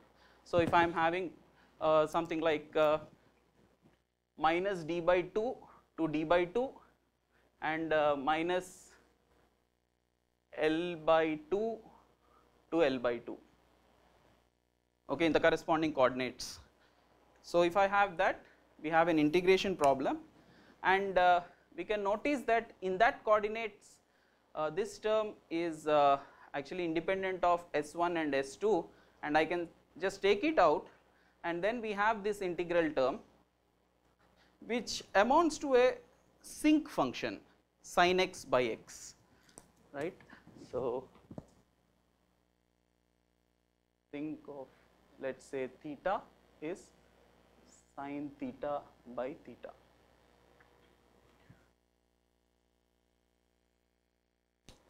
So this is basically just to connect with our PDE students.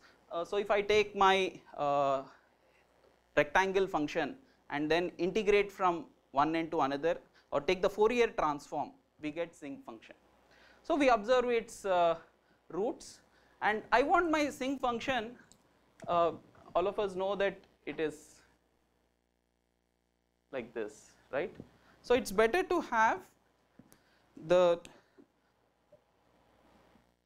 region of our interest, the aperture's dimensions should match with the main peak of the sinc function. So if we do some analysis, we will get some basic results like the slant angle should be lambda by L, which is the wavelength by the length of the aperture. Similarly, I can also get the corresponding angle here, the tilt angle, to be lambda by D. And we are just moving on. So I can think of, now the point is, I am having a signal which hits some surface of earth or any specific surface, a rough surface, and there is an incident wave and there is a scattered wave, it gets scattered. So we can always write it in two parts. So the main thing here is, I would like to observe the scattered wave. So there is, by going back to the non-homogeneous partial differential equation solution, I can write the scattered solution in terms of this. Again, you can just notice that the unknown is actually sitting here. The psi is actually unknown and it is sitting here. So you would actually quickly realize that actually it is an integral equation in the higher dimension sense. Now there is this Bohn's approximation which says, okay, so there is this potential function which is not known to me, the solution also is not known to me. Now I have a non-linearity with respect to the unknown functions. So a simplification is, we just replace the psi with the incident wave which has actually hit the surface, which actually we have transmitted, then it becomes linear problem, and then plugging into the equations we get the solution. Okay, so we our interest actually is generalization of these models. So the pulse we have sent actually is of this form. So I have some Fourier transform like term, and if we actually put everything together, it looks like this operator, which is one of the very curious operators in our analysis. This is called the Fourier integral operator. So this is actually my study and my research. So it leads to an area called micro-local analysis. So I'll just give you a very short intro to micro-local analysis. This is I hope this is visible. So this you have to imagine as a solid object where it's something like a table. So you have a wedge here, and it's a 3D object, it should pop out.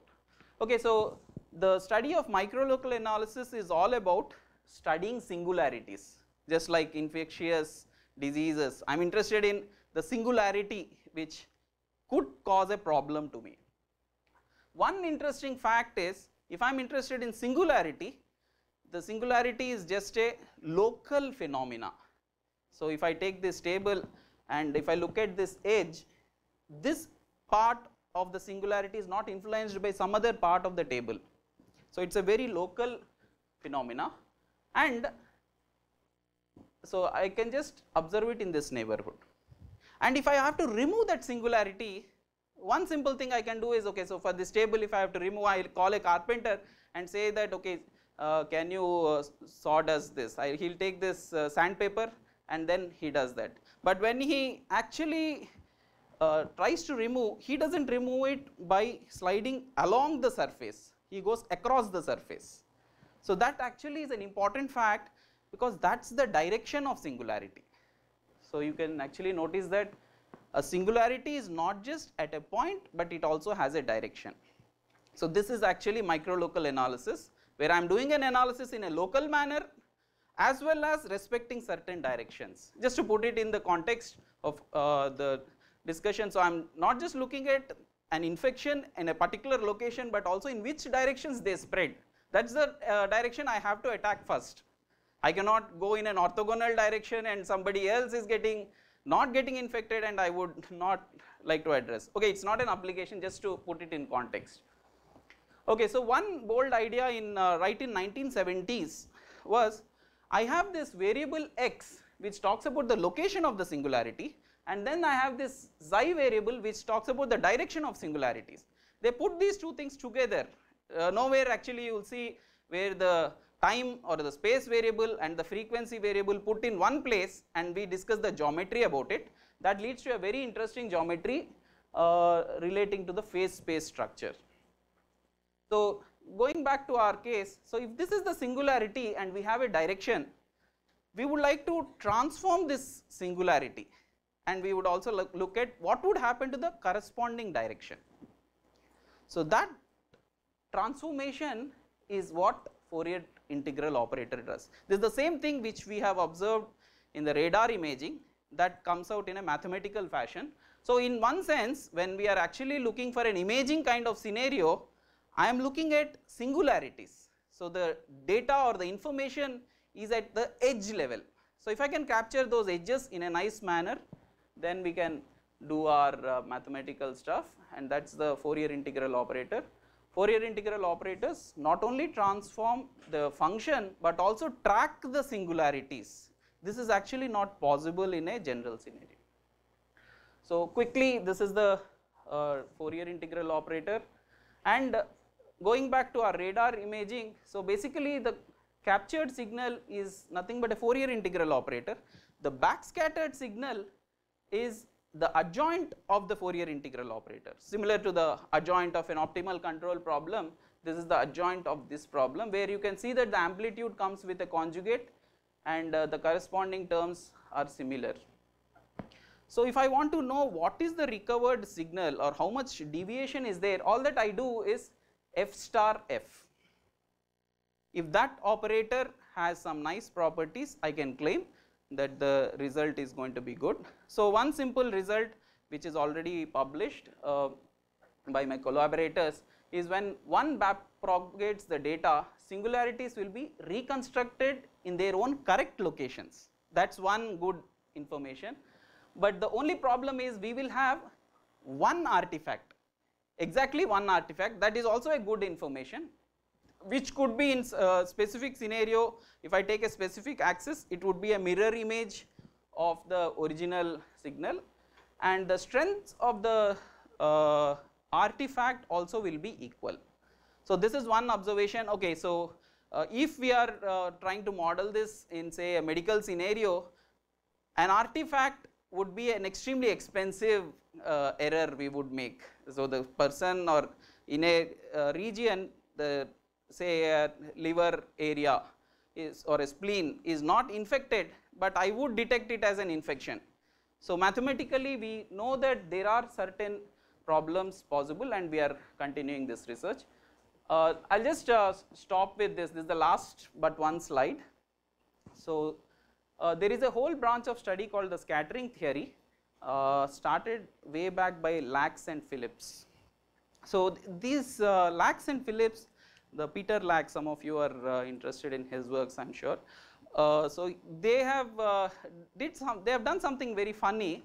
What they did is they took this Heisenberg's model of quantum mechanics, and then there is this Schrodinger operator. So they took the Schrodinger operator, and there is this d by dt term. They replaced d by dt term with d square by dt square, and then they simply did an analysis. So the time when they did this analysis, it was not clear why they should do, but they did like a pure mathematicians, they just went about their analysis. Later on, after 20 years, that was a real breakthrough when people realized that when we are actually taking the difference of the signals, the corresponding difference is actually a Fourier integral operator. So this comes almost like 20 years of their research in a so-called pure mathematical sense, and then they make this statement. The importance of the scattering operator, which is nothing but the FIO, lies in this. If the obstacle is remote or is otherwise inaccessible to direct observation, then one of the principal methods for investigating its shape is to examine the transmitted and reflected waves of various frequencies. Okay, so maybe one take home I would like to say is could be a curious fact, or just maybe playing with an equation, that should be fine. Maybe it will find its applications maybe 20 years or 30 years hence. So maybe I'll just stop with that. Thank you for your patient listening.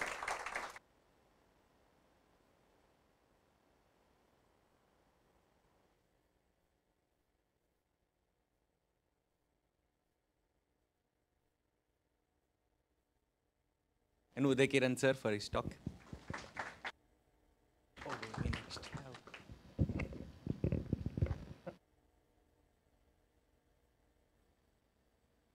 Have one last presentation for the day, in fact for the workshop. The presentation will be done by Dr. Mohammad Sultan Alam from IIT Patna, India. He will be speaking to us, it's a paper presentation, he will be speaking to us on the topic Mathematical Modeling to Information Theory, Personal Trajectory and Fundamental Research. Mandi, oh sorry, it's written. IIT Mandi, okay, I stand corrected.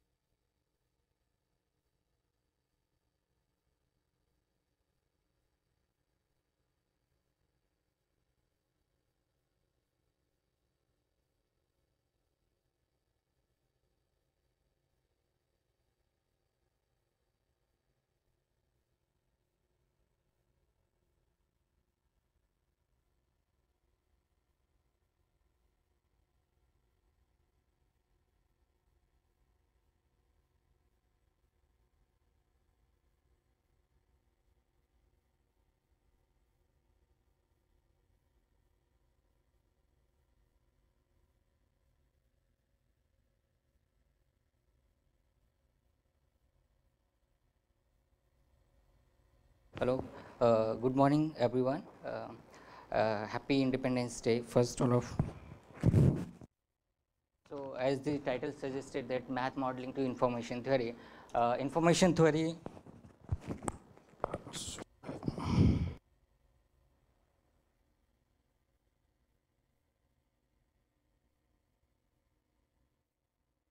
So information theory is my current research area.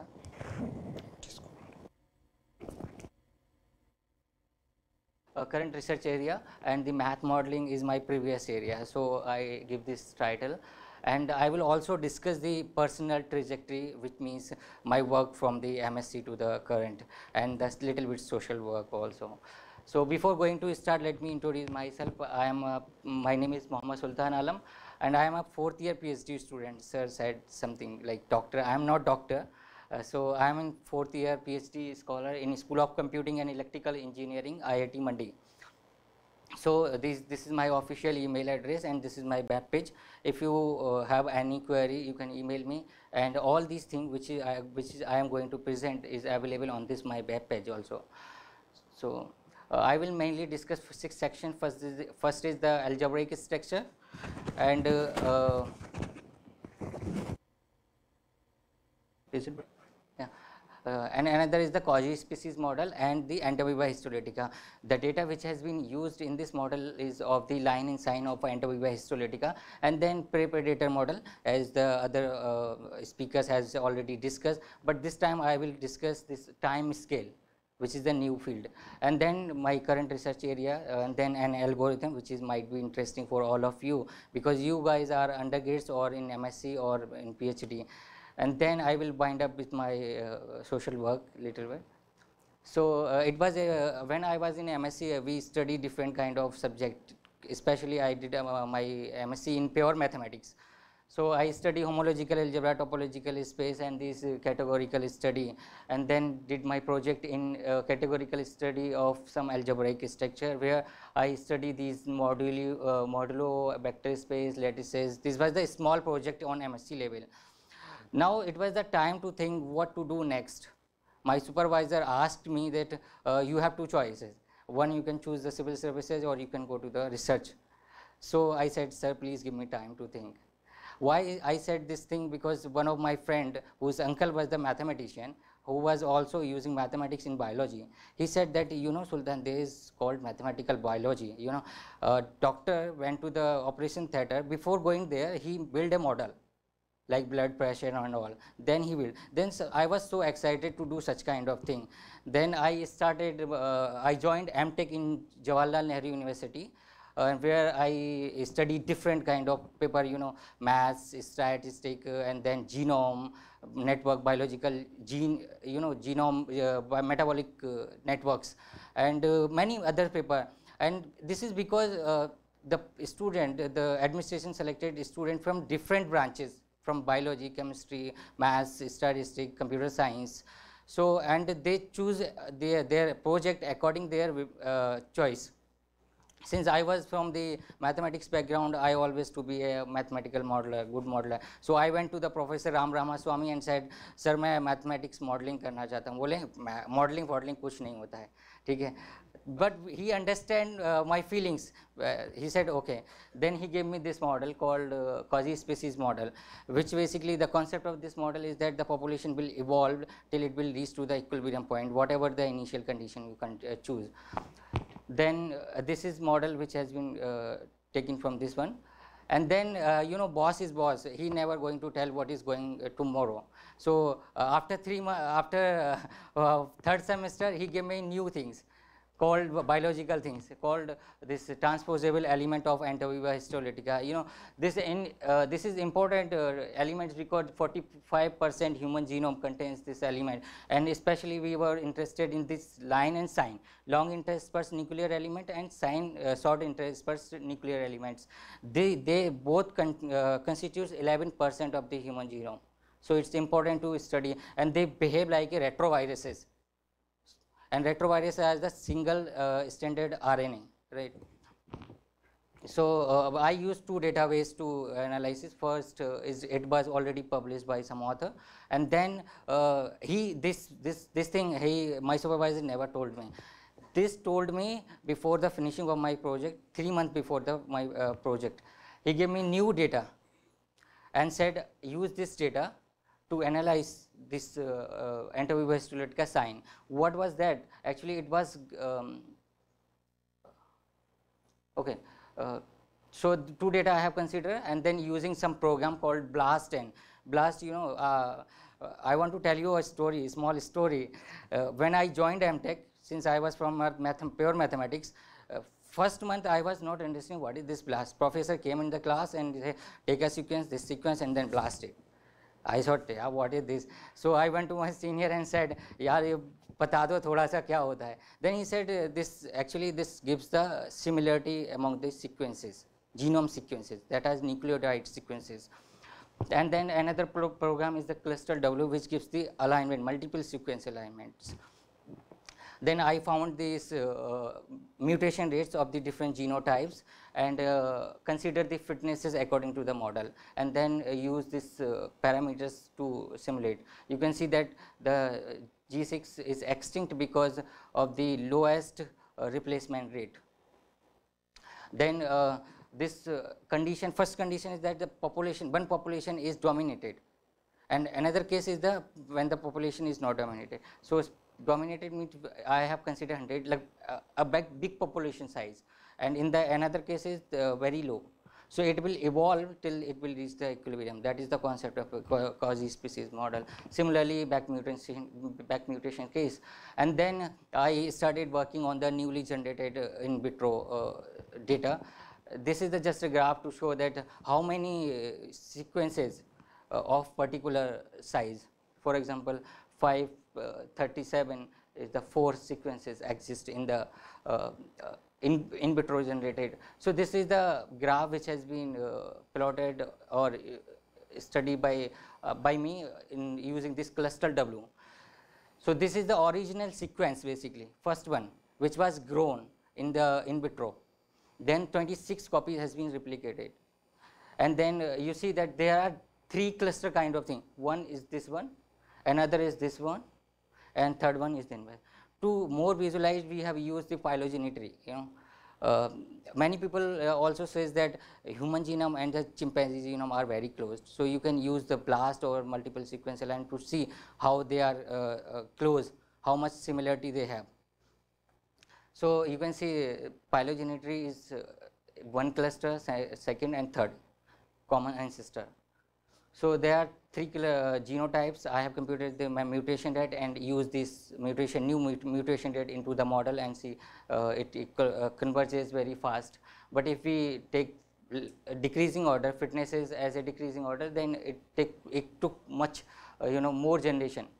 So this was the work which was carried in the MTech under the supervision of Professor Ram Ramaswamy and Professor Alok Bhattacharya. So after this, I decided that I should continue my work in the mathematical modeling. Then I joined IIT Mandi in 2013. So before going to research, I want to tell you a little bit about the IIT Mandi. These are the 2 campuses of IIT Mandi. One is called North Campus, another is called South Campus. So if in the winter session, you will find the snow all around the hills. You can visualize. So it's a beautiful campus, no doubt. Then I continue mathematical modeling under Dr. Abbas. Already speakers has told what is the prey-predator model. I am not going to tell you. But there are some situations where the species grow continuously as well as discretely. For example, this cicada, 17-year cicada, it lives as a larva for 17 years, but as an adult for perhaps a week. So in such kind of scenario, we have to model where these 2 things can be involved. So one theory called time scale, that is based on the coincidence degree theory, unify these 2 continuous and discrete model. And then we have studied all these things like periodic solution and all. So this paper is published in differential equation and dynamical systems, which is a Springer paper. After this, it was the time to enroll in PhD. Then I switched to another field called information theory. It's very interesting. Like when you send an image to your friend, suppose you want to send an image photo to your friend, what was going in your mind? First thing, the image resolution should not reduce too much, right? So first question in information theory comes that what is the ultimate data compression? Answer is entropy. Second question comes in, the image should be reached to the destination as soon as possible. Means what is the ultimate data transmission rate of communication? Answer is capacity of the channel or channel. So that is nothing but the maximum of the mutual information of the sender and receiver. Okay, so these are the 4 component or measures in information theory. What is the network coding? It is also interesting because you guys will join PhD somewhere. So suppose you want, this is the routing schemes. Suppose you want to transmit 2 bits B1, B2 to the destination node 6 and 7. So everyone want to recover both the bits B1 and B2. So if you use the routing scheme, then you can recover B1 from here, or this bottleneck can pass either B1 or B2. So let's say B2, it will you will consider B2, let's say. Then B2 can be recovered here and B1 here. But what about this? Only B2 will be recovered. To solve such kind of problem, we use network coding called here. So this is a modulo function, suppose. So modulo function we consider here, and then this will pass from the bottleneck and will recover B1 plus B1 plus B2. That will be B2 can be recovered from here and B1 from here. Similarly, B2 from here and then B1 from here. So this is interesting to use the network coding. So my work is related to all these things. My current work is entropic. So and a point, basically a point whose component is the entropy. So this point is called entropic. If there exists a distribution, there exists some distribution which gives that point. So whether a point is entropic or not, it is a fundamental question in information theory. If we know the answer of this question, then we can tell about the existence of the network code and vice versa. Because if there is an entropic point, then there is a code, and there is a code, then there is an entropic point. So first fundamental question of my research PhD work is that design an algorithm to determine a distribution for a given entropic vector and to determine a distribution for nearest, because there is no algorithm which will give exactly that point. You have to take some tolerance value. So that is why we said nearest entropic point to the given non-entropic point. A point is non-entropic, then it cannot, the convergence cannot be reached to the target point. So I have also used, I have optimized some functions over entropic region. For example, Ingleton score and then Ingleton violation index. And I have worked one more problem that is open from 1984 to find the distribution which violate the 4-atom conjecture. So open problem is this one, construction of explicit distribution. Approaching or refuting the 4-atom conjecture. So this is an algorithm which we have proposed, and this is almost like a randomized search algorithm. We have used the cluster of IIT Mandi, and sometime my machine, 2 machines for small label. Then this is this has been plotted using this computer but run in the cluster. So you can see that in 2 cases, there are 3 cases basically, 3.8 target point we have considered. One is the Bamosh matroid, which is non-entropic basically, an entropic point from this paper, and then 4-atom conjecture point. You can see that in 2 cases the point almost converging 0, but there are some cases which is not, the point is not converging because of non-convexity of the region of entropic vector. So here is the optimized some results. For example, 4-atom conjecture value is this one. So we have also obtained same, but in this case, like Ingleton violation index, we have obtained better than previous one, and then this one. So this paper has been accepted in the International Symposium on Information Theory and its application. ISIT and ISIT-A both are the leading conferences in information theory, and this one is going to be held in Singapore 28 October to 31st October. So this was the research totally based on the information theory and mathematical modeling. What we are doing in the real life, we are trying to, like in the first day, one professor said that we provided the salad only so that the weight can be reduced. Student weight can be reduced. So I also involved in the social work kind of thing. So I want to explain here. This was the 2008 when first time I contest for the joint secretary of the Aligarh Mathematical Society, and the reason was that I want to improve the system. And in India, you know that if you are not in, you don't have any position, then no one will going to listen to you. It is in India scenario. This is the oldest society whose president will be the head of the Department of Mathematics AMU, and the patron will be the Vice Chancellor of university.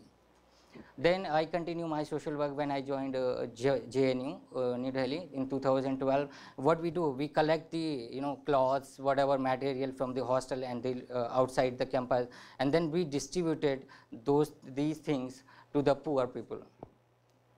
Right. So for this image, I can never forget actually. See, this is around 8 years kid. I asked, "Yeah, sign kar de yahan par na." So he looked like that, because he was uneducated. Then kar dena yaar. Then he smiled and he is trying. I was happy at that moment. He is trying because he is trying. But from the inner soul, I was thinking, what is wrong with us, with all of us? He is 8 years and he is unable to sign. He is unable to write his name. What we are doing? So I continue my work. Then you remember Nirbhaya Kand in Delhi. Then we fought for the justice of Nirbhaya justice in India Gate. Then you remember one more incident. There were 26 students went to the Himachal from Hyderabad Engineering College, this engineering college, and 24 were flooded in the river. This tragedy was known as Byas River tragedy. I was there actually in IIT Mandi. I was there, so it was very adjacent to the campus.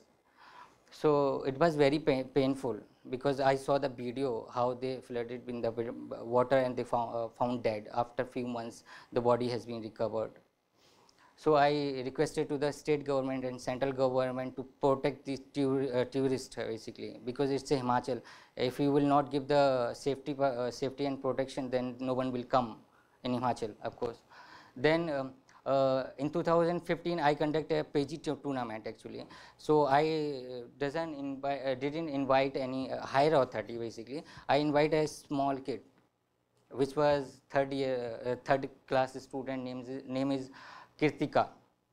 So why I invited her? Because whenever she will see this picture, then she will be so excited to get admission in higher institute like IIT or ISC or some other, and she will continue this work for the other generation also.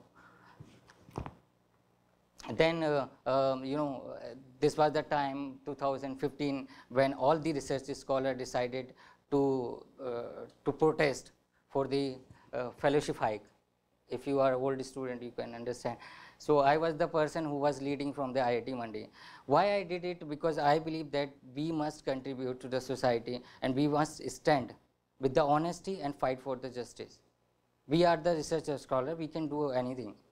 So I did this thing and published these different news. And then on my birthday, I usually celebrate my birthday with poor people or financially weak people, and then serve some food and something. So, and I usually have fast on that day, called Roza in Islam, basically, Roza. So I did this thing.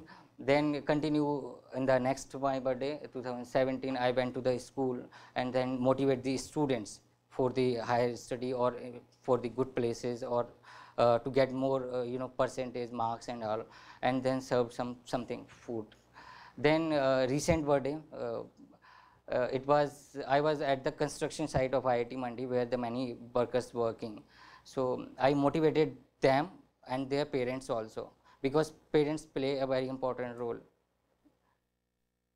And then distributed some stationery material to the kids so that they can feel we should go to school.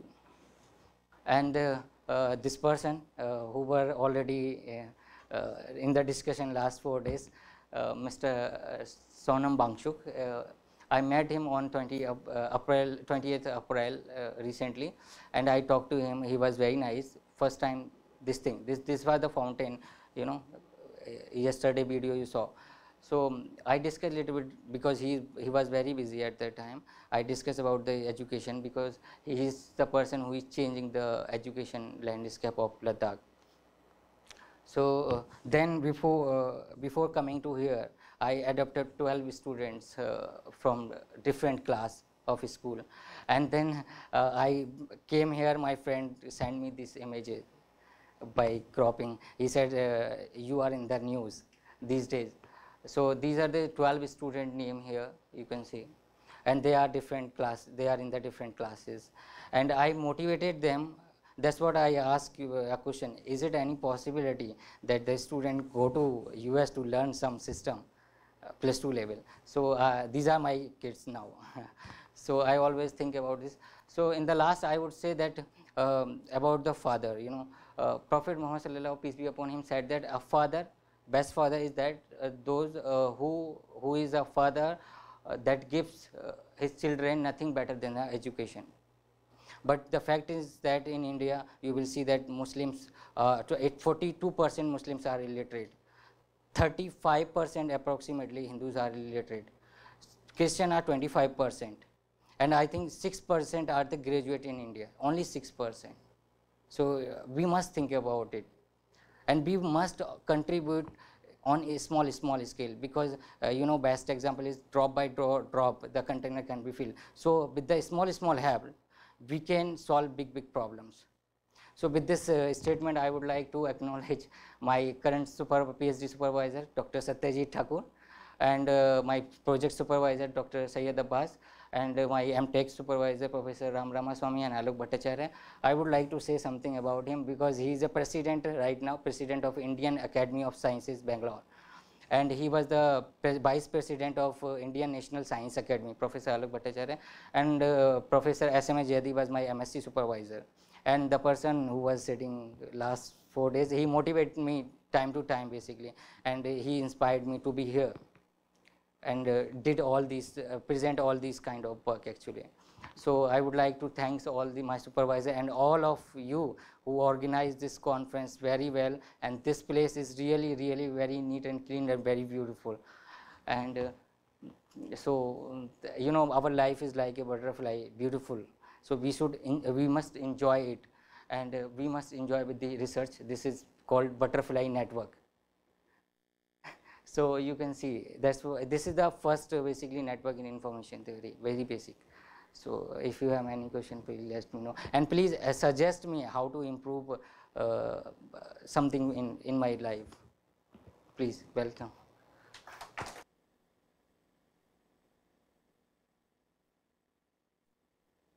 Any suggestions, questions, or comments?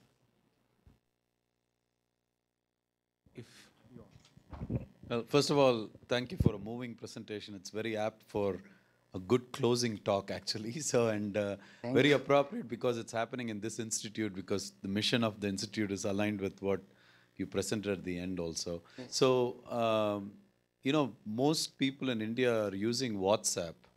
Have you thought about what you can do with something, you know, the amount of usage of something like yesterday, somewhere you heard about the different types of information like velocity, volume, and you know, those types of things. So, you know, putting data science context to this thing. Second thing I was thinking is, if you noticed Dr. Barua's presentation about blockchain.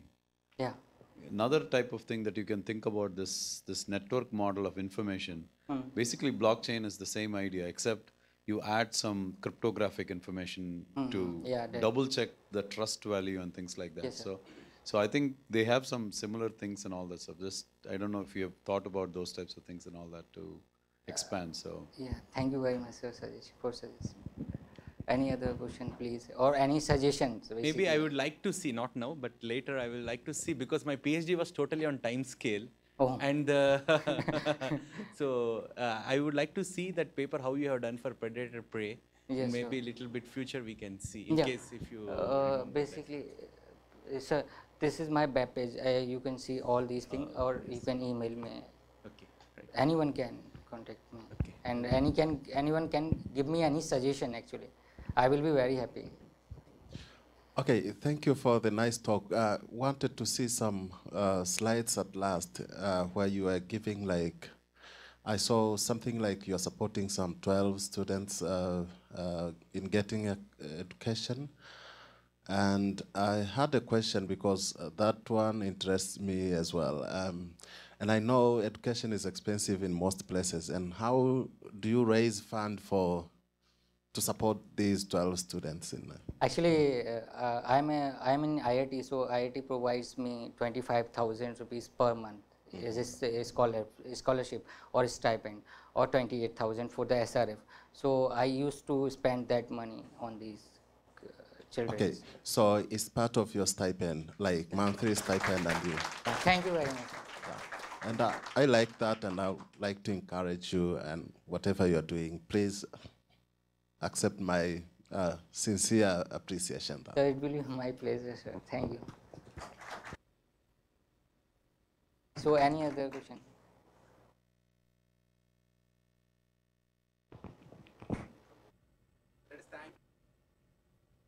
Thank you. Okay, I'm getting doctor again, so because I'm used to call doctor. So Mohammed, Mr. Mohammed, Sultan, sir, you can call me Sultan. Which one name, Sultan? Yes, for his lecture. Okay, thank you. Thank you very much. Thank you.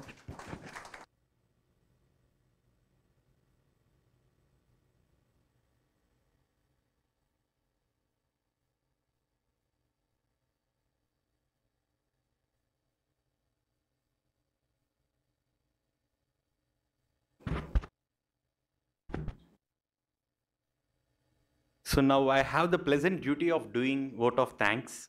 Firstly, for this workshop, we could really see and in fact feel Swami's visible hand everywhere. We are ever grateful to him. We would like to thank the Vice Chancellor Sir, Registrar Sir, Director Sir, HOD Sir for their support and guidance for this workshop. Thanks also are also for DMAX family, without whose support a workshop of this scale could not be made possible. We have various teams to be thanked.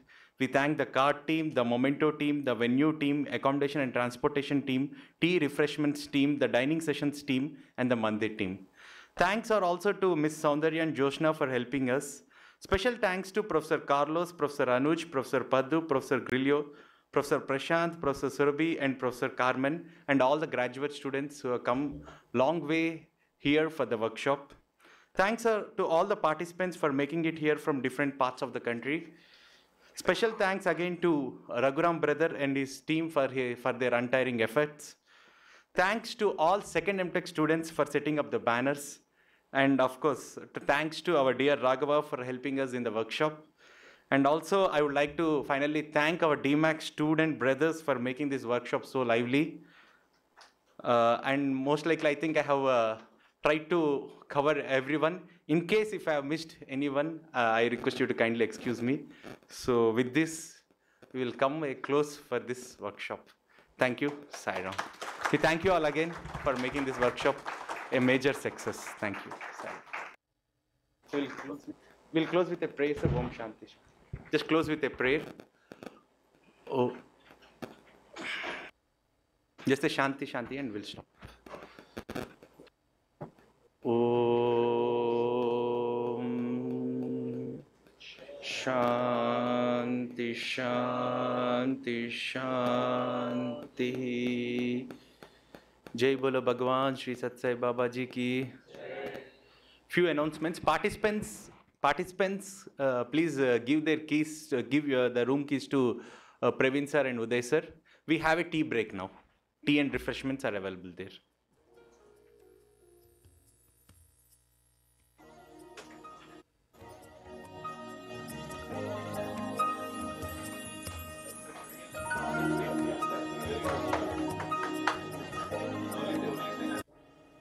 The first